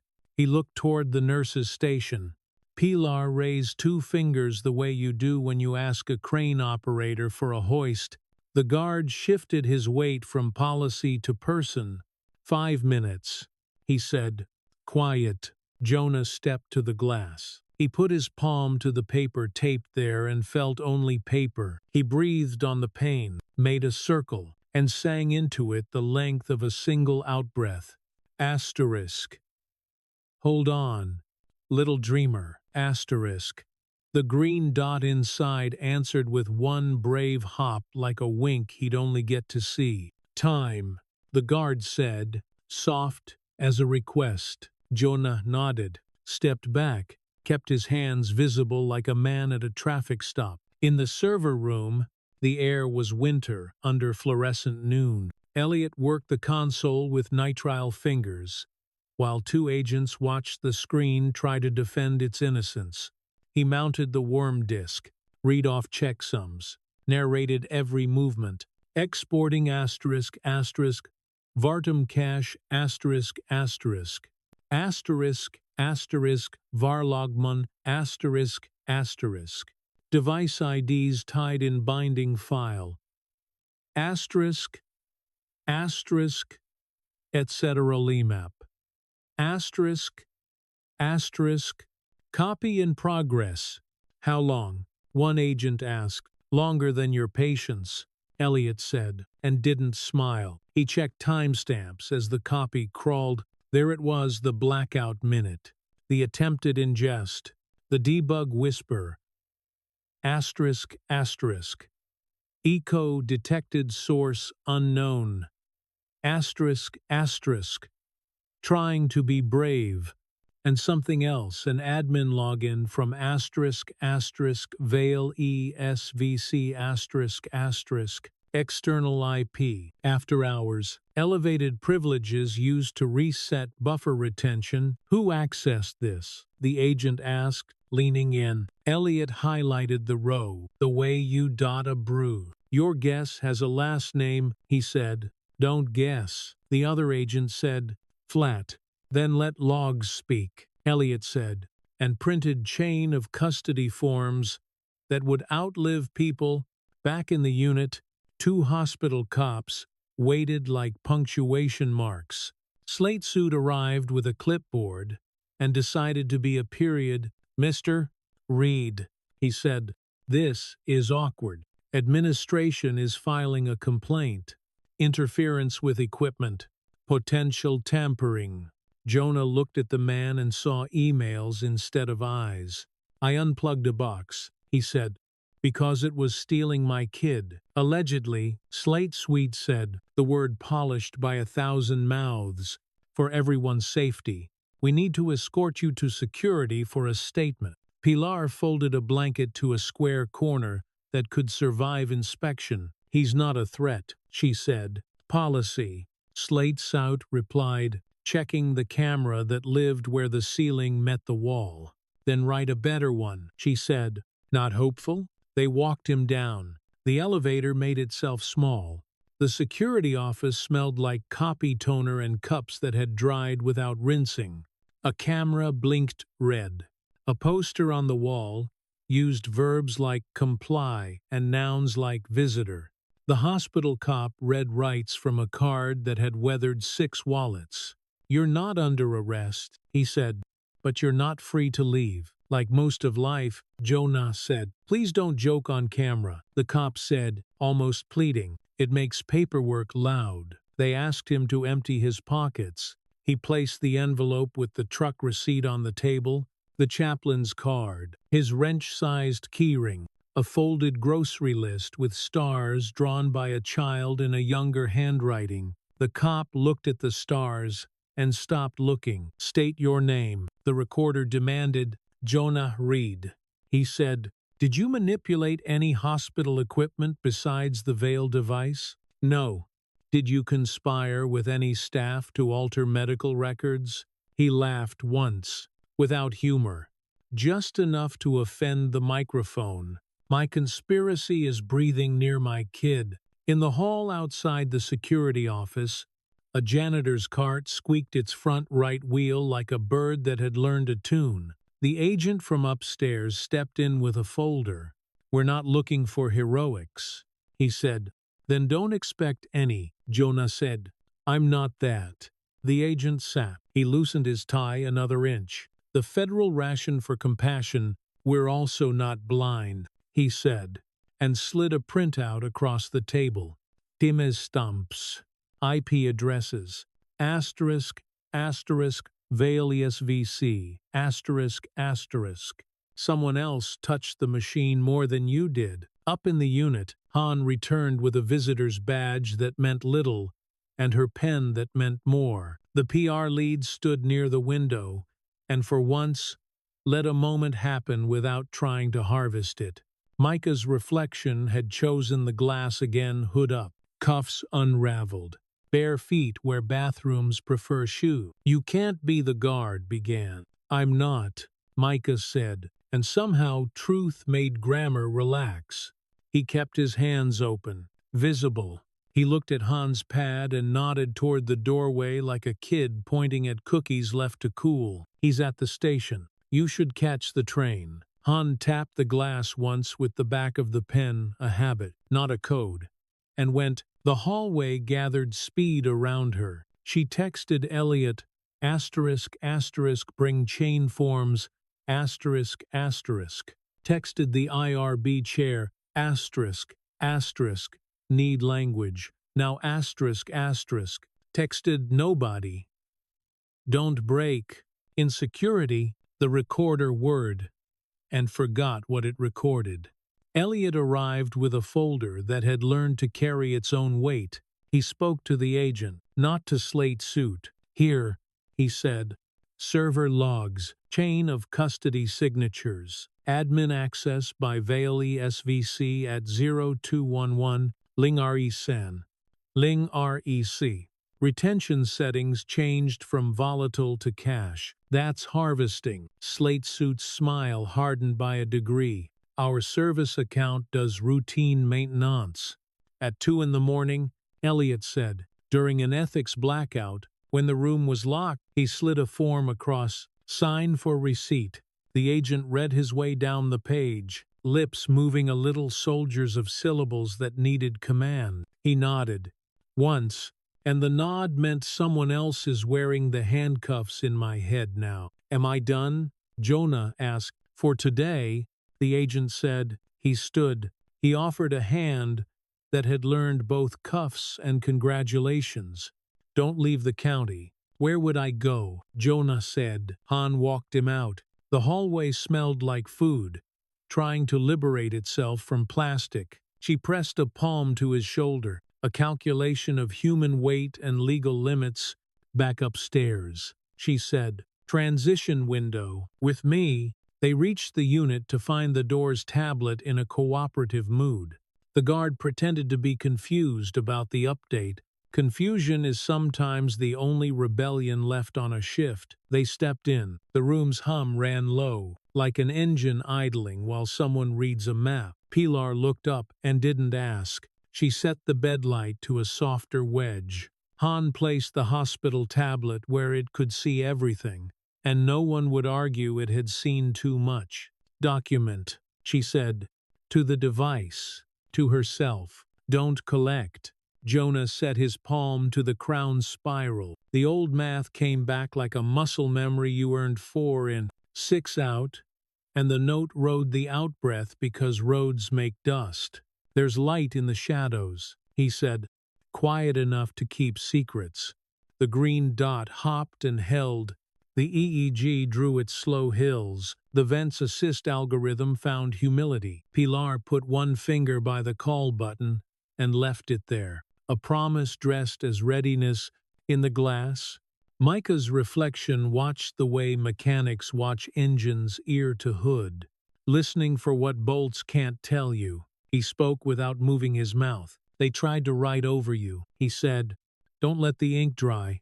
Jonah finished the line that had learned not to show off. Hold on. Little dreamer. Nias index finger movel. Not camera ready. Proof ready. Han wrote Times response sustained under family-led tone. No device capture. Metadata clean Times, and put a box around Times clean Times the way a person frames a picture of a house they can't afford. Downstairs, a microphone asked Vale a question about access, and he answered a question about vision.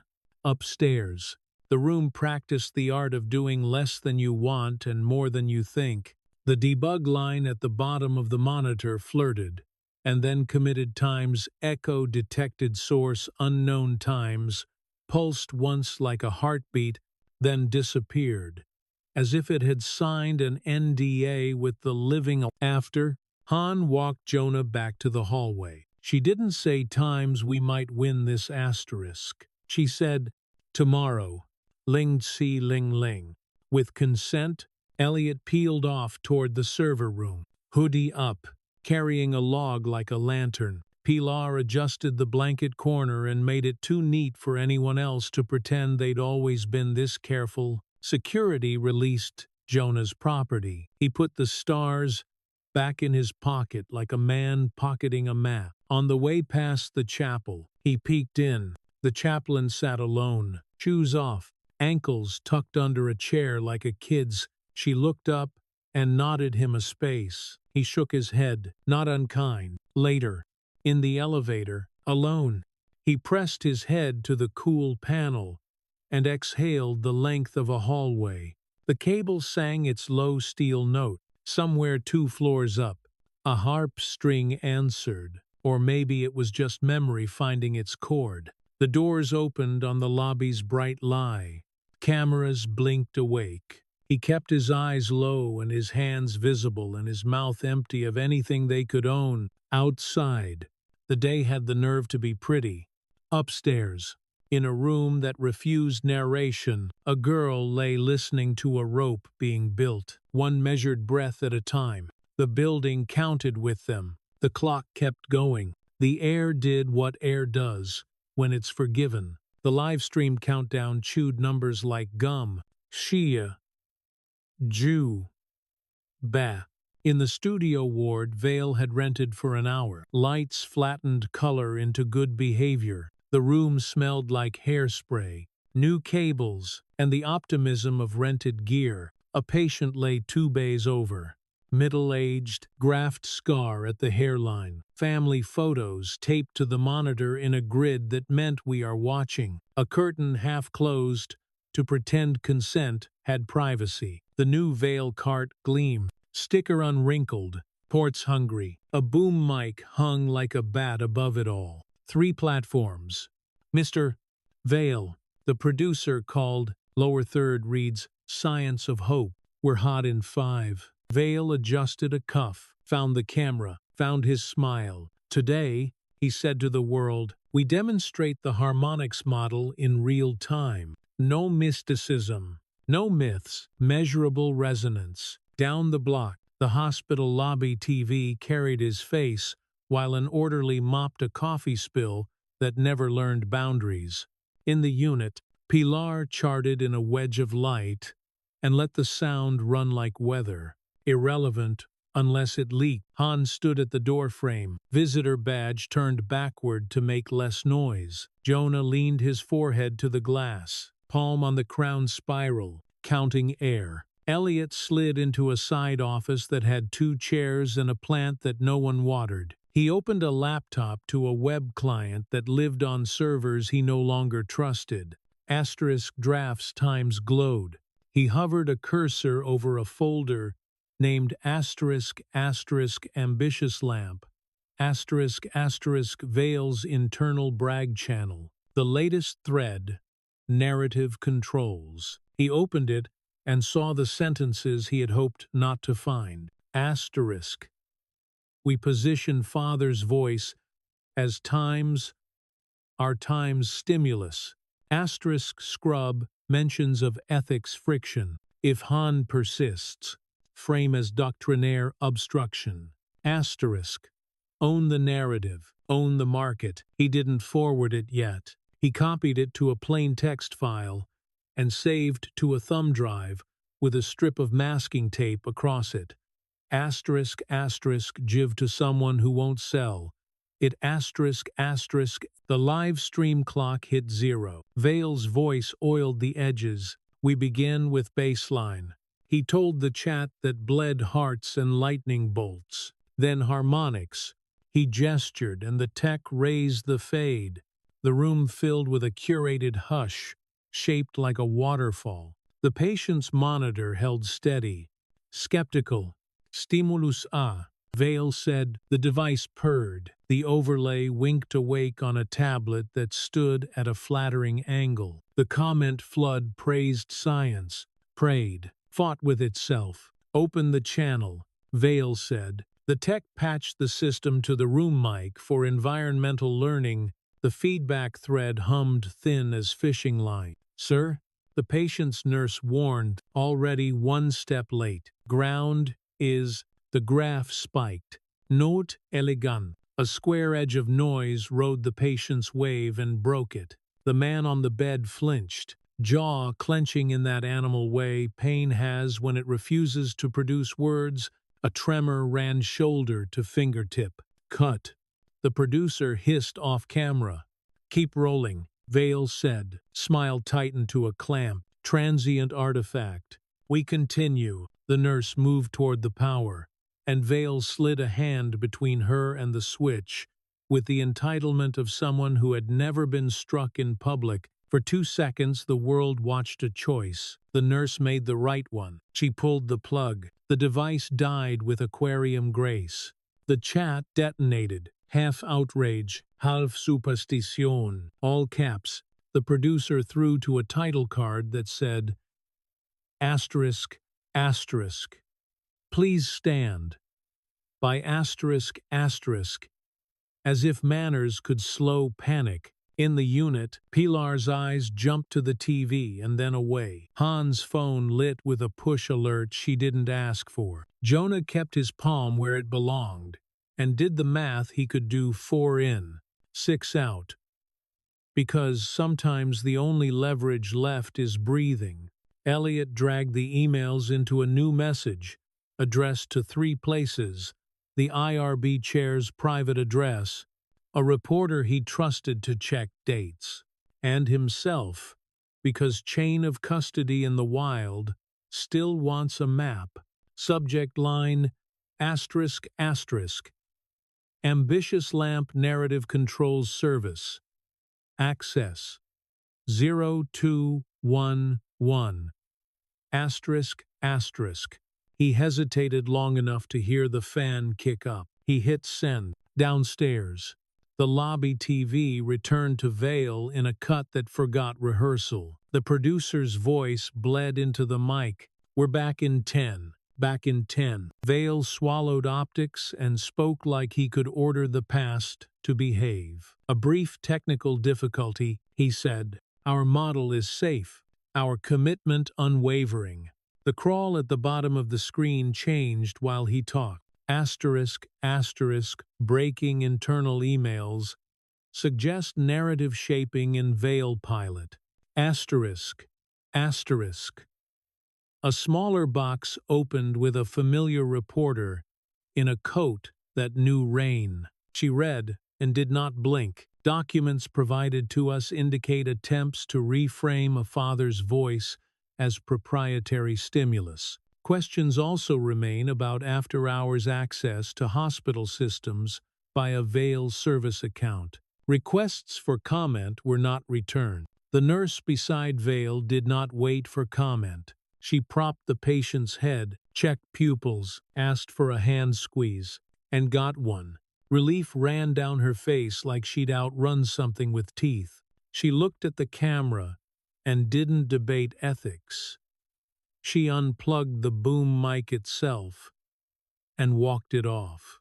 Upstairs, Slatesuit leaned too far over Han's shoulder. "This isn't confirmed," he muttered, watching the TV. "Context matters. Context is consent and custody," Han said, not turning. "Everything else is paint." On the street, two federal sedans parked with synchronicity that suggested practice. Agents stepped out with the calm of weather that arrives no matter your schedule. Inside, a compliance officer pretended to misplace a key, then remembered where she'd left it. Gray happens in small delays. Vail tried to pivot while the floor moved. "We welcome review," he said to a camera that had become a witness. "We will cooperate fully." A hand appeared at his elbow. Not hostile, not optional. An agent leaned in, breath neutral, and asked a question you could not hear. The producer cut to B-roll of smiling children, which only made the moment brighter in the imagination. In the unit, the PR lead stared at the ring light in her bag, as if it had asked her to explain itself. She slid it deeper under a sweater and took out a plain ballpoint instead. On a scrap of paper from her clipboard, she wrote asterisk, asterisk, "I'll testify about the 0211 access, asterisk, asterisk," and passed it to Han as if passing gum in church. Han nodded, sharp and grateful. "There's your gray," she murmured to the air. "Took you long enough." Elliot appeared in the doorway, hoodie damp from a sprint. Nobody saw. He held up his phone, 3 check marks. "Delivered. Read. Forwarded. IRB wants a call in 30, he said, and the reporter asked for authentication. "Give her checksums, timestamps, and no adjectives," Han said. "We're not the sermon." Jonah angled his body so his shoulder blocked the TV just enough to make the room smaller and safer. He didn't sing. He breathed close. "You don't have to rush," he told the crown spiral, barely moving his mouth. "You just have to keep coming." The green dot obliged. Maybe for him, maybe for itself. Downstairs, the anchor moderated a panel that suddenly believed in ethics. Words like times informed consent times and times harvesting times migrated from journals to chyrons and lost some vitamins in transit. A pasteur, a venture capitalist, and a neurologist argued polite. The crawl kept sprinting asterisk, asterisk, Federal Review expands. Share price halts. In a corridor with bad acoustics, a janitor wiped a red crescent, the size of a comma from tile. No one had mopped yet. He flicked it into a bin and did not analyze miracle. At the edge of the unit, Micah leaned his shoulder into the glass like a boy learning to measure his own weight. He watched the room, not TV. He counted with Jonah because the world measures 2 ways, by headlines and by breath. He lifted a hand in a small, schoolyard wave meant for the crown and the man holding it. Then let it fall. An administrator scurried past with a stack of folders that wanted to be shields. She dropped one. Papers skated. Pilar stepped out, bent, gathered pages by the corners without reading. "You hold your stuff," she said, handing them back. More instruction than insult. The producer cut the live stream, finally, to a still that promised asterisk, asterisk, UP dates. Soon asterisk, asterisk. In the silence that followed, the city could hear other noises, the hospital's tide of carts, the vending machine's cough, the elevator's hymn. Up in the unit, the vent made fewer decisions. The body bucked its algorithm like a horse that had found grass.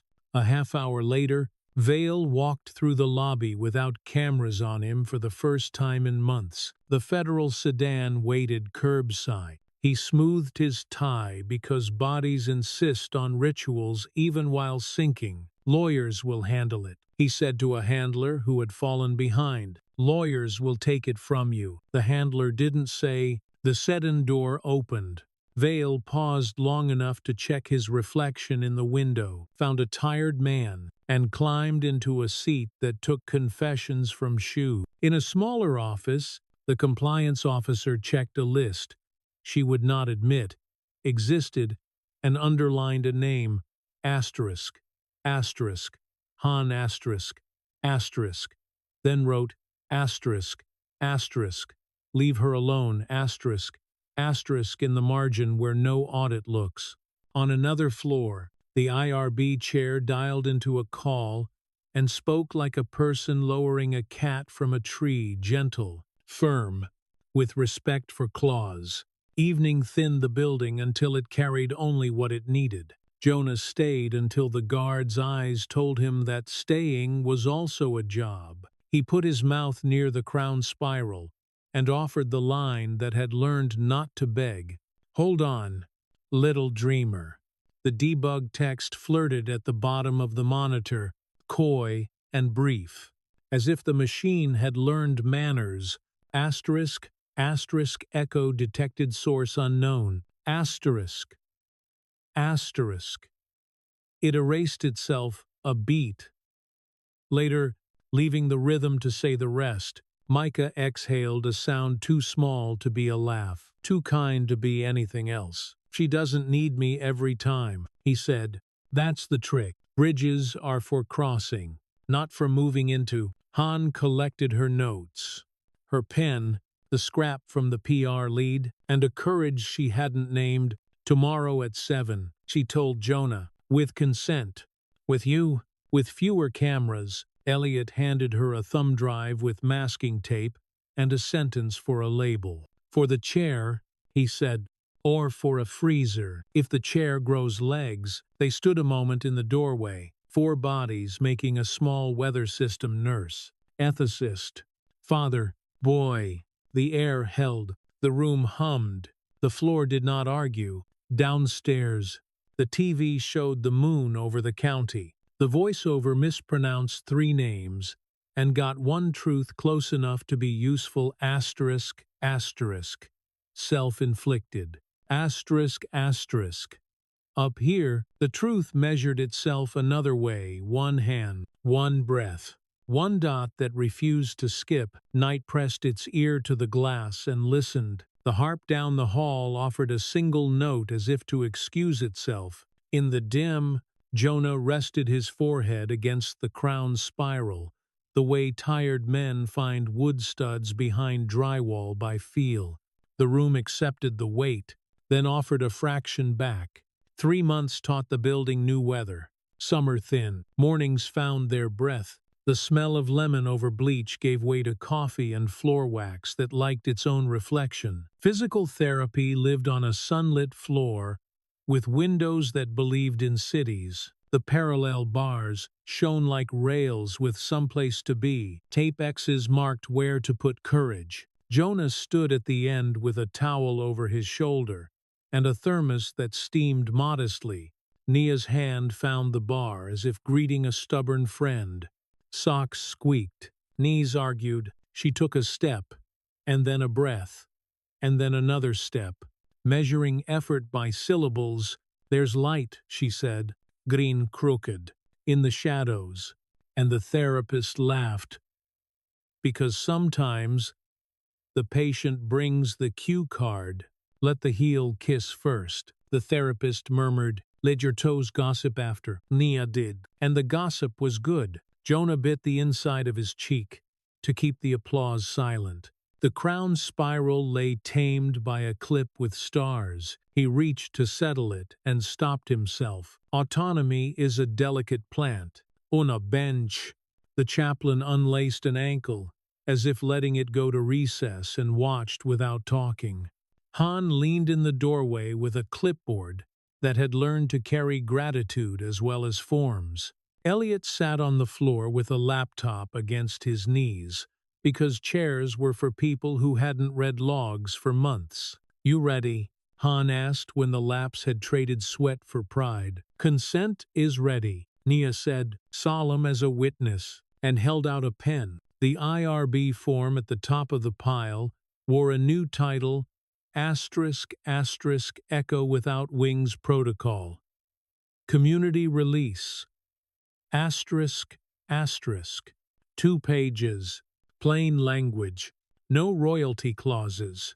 A section in bold ***. No ingestion of family voice. No proprietary claims on human timbre.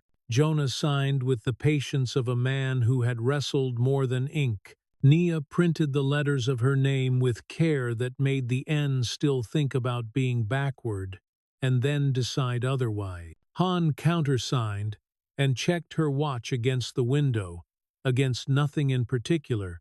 "There," she said, "out of us, and into the world." They took the elevator down to a lobby that wore posters for a thing made out of rooms and hope. ***. Voices at Dawn. Open house. ***. A photo of a bare stage. A microphone.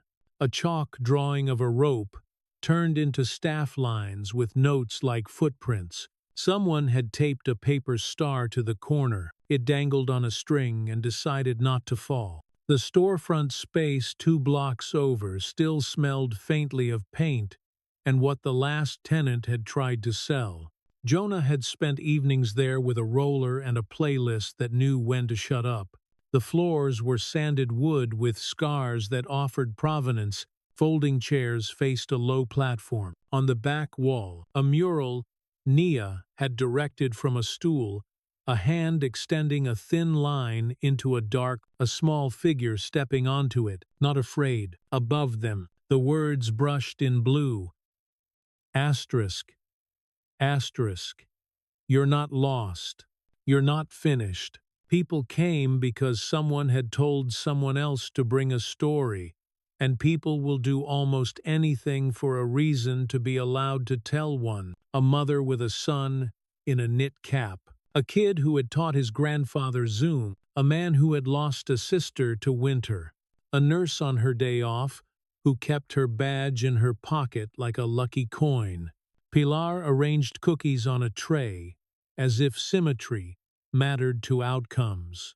"No raisin," she announced. "No surprises. The only surprise is the elevator," Elliot said, glancing at his laptop. "It thinks the second floor is philosophical." Han stapled a stack of 1-page protocols to a corkboard under the heading ***. Take what you need. Give back what you can. ***. She added a post-it ***. If you print this to sell it, may your printer jam forever. ***. The PR lead stood beside her. No ring light, no purse big enough to hide a lens, and handed out pens like absolution. "I quit," she said to anyone who asked. "It turns out context is heavy. I was tired of lifting the wrong thing." Jonah walked the aisle with a toolkit, checking mics, taping cables down with a little fold at the end for the stranger who would have to lift it later. He ran his hand along the top of a speaker to feel dust, and then wiped it away so the day could call itself clean. Nia traced a fingertip over the mural's rope and left a smudge shaped like a note where it curved. "Do we have to be good?" she asked. "We have to be honest," Jonah said. "That's harder." At 6, the room filled until chairs looked like choices. The door stayed propped. The air found a way. Jonah stepped onto the little stage and held the mic as if it had a temperature. The sound system hummed like an engine, thinking about starting. He tapped the grill, once-old ritual, new life. "Welcome," he said. He didn't say miracle. He didn't say redemption. He said, "My name is Jonah. This is my daughter. Nia. Applause started somewhere near the cookies and learned to travel. He waited for it to locate itself and then went on. We don't own this, he said, thumb tipping toward the corkboard with its stapled commons. We're borrowing it, same as breath. Hans stood at the back near the light switch. The unofficial guardian of quiet, Elliot took a seat on the edge of the stage, ready to fix a wire with the pocket knife he swore he wasn't supposed to bring. The chaplain folded her hands for once without words. Pilar leaned against the doorframe, counting the seconds between coughs like a respiratory therapist even when she was not one. Jonah nodded at Nia, and she nodded back, a choreography made of years. He lowered the mic stand to her height. She set both hands on it. The way you set hands on a railing, you plan to cross. She didn't look at the crowd. She looked at the 6th row, chair 3, where someone would have sat if they hadn't needed to be wherever they were. I learned to walk twice, she said, voice small but accurate. Both times it hurt. The second time we kept track. She looked at the mural. It's easier when someone hums. The first family stood mother, father, knitcap kid, and took the front as if coming forward were a job they finally qualified for. The mother sang a verse from a song her own mother had kept in a drawer. Not pretty, true. The room caught its breath. The boy laid his head on her elbow and let his shoulders unclench. The green dot did not exist here, but you could feel where it would have hopped. A man told a story about a brother who had worked nights and caught light. A girl read a paragraph from the Notes app titled, asterisk, asterisk. When my brain went quiet, asterisk, asterisk, and did not cry until after the room did. A nurse with a nameless grief hummed harmony under a stranger's melody before remembering to stop, then didn't. Between families, Jonas spoke like a contractor reading a plan. 4 in, 6 out, he said. Count on fingers. Near, not at. Voice on exhale. Don't push. He gave the mic to a teenager who had never liked being told and watched her discover that telling is different if what you're telling is your own lungs. On a table near the back, a clipboard kept the names of people who wanted a copy of the protocol. Elliot had written Vines, 0 asterisk asterisk at the top, and drawn a little rope next to it. Underneath, an asterisk asterisk asterisk, don't call it ours, call it yours and don't sell it. Halfway through, the room's temperature changed. Not hot, not cold, attention finding its level. Jonah felt it in the same part of him that could tell if a joist had rot by sound. He looked toward the doorway because thresholds are where ghosts and boys and luck prefer to stand. A shape at the edge of the light, bare feet, clean where the floor deserved, hoodie cuffs strung to threads, eyes that could hold a rope without touching it. Micah lifted a hand. Schoolyard small. He didn't step in. He leaned on the jamb, the way tired men lean on fence posts to watch weather. Nia saw him. The crown's spiral found gravity. She raised her mic an inch. Not for volume, for address. Thank you, she said, a line that didn't need a verse. The lights hummed approval. Air moved like a large animal turning over in sleep. The hush learned to wait. Jonah picked up the guitar he had pretended for months he didn't need, and laid a chord down like a board at the edge of a river. Not fancy, true grain. He looked at Nia. She nodded. They sang together.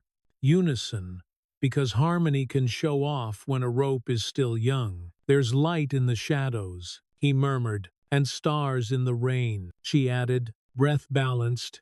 The room leaned and didn't fall. People in the 2nd row put hands on each other's shoulders, without permission because some permissions live in bone. The mural's rope seemed to thicken by imagination alone.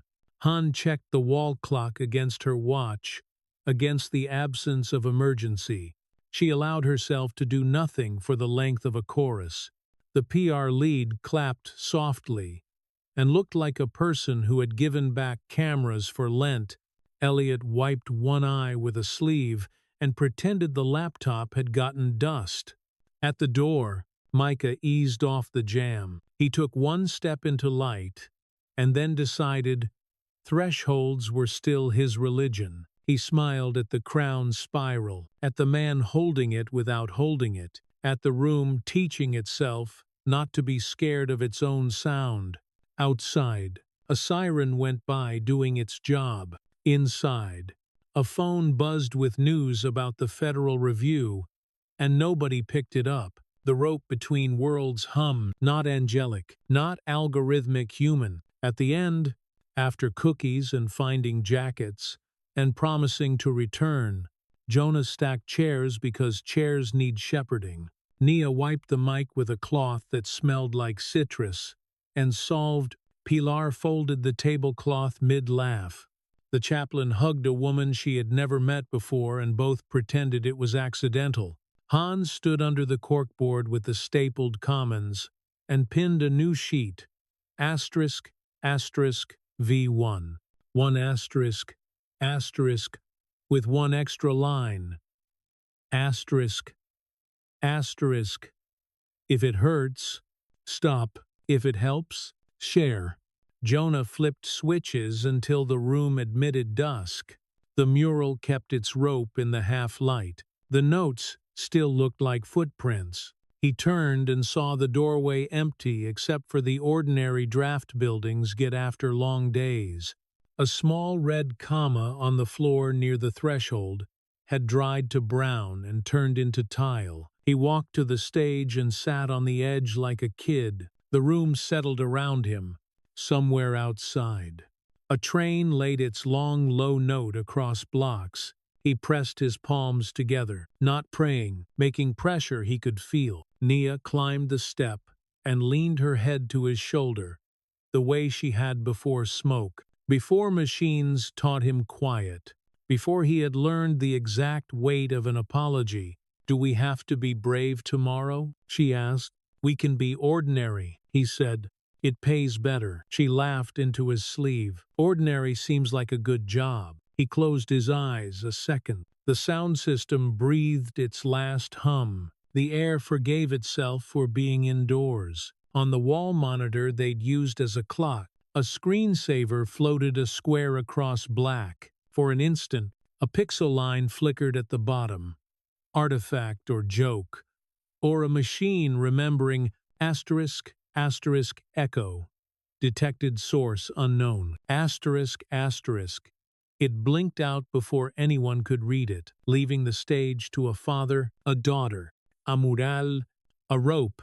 They turned the deadbolt with a careful click. Outside, night held its door. Inside, the quiet learned a new shape and kept it. Some stories end with applause. This one ends with quiet. Asterisk. Echo without wings times reminds us that healing rarely happens in grand gestures or perfect timing. It grows from ordinary people daring to stay, to listen, to speak truth, even when systems try to package it. Jonah and Nia's journey isn't about faith versus science. It's about what happens when we stop treating empathy like a luxury. It's about reclaiming the right to our own voices in a world that often wants to own them.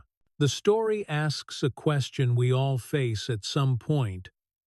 What do you do when no one believes the small human thing is enough? The answer, as simple as it is hard, is you keep showing up. You breathe through the noise.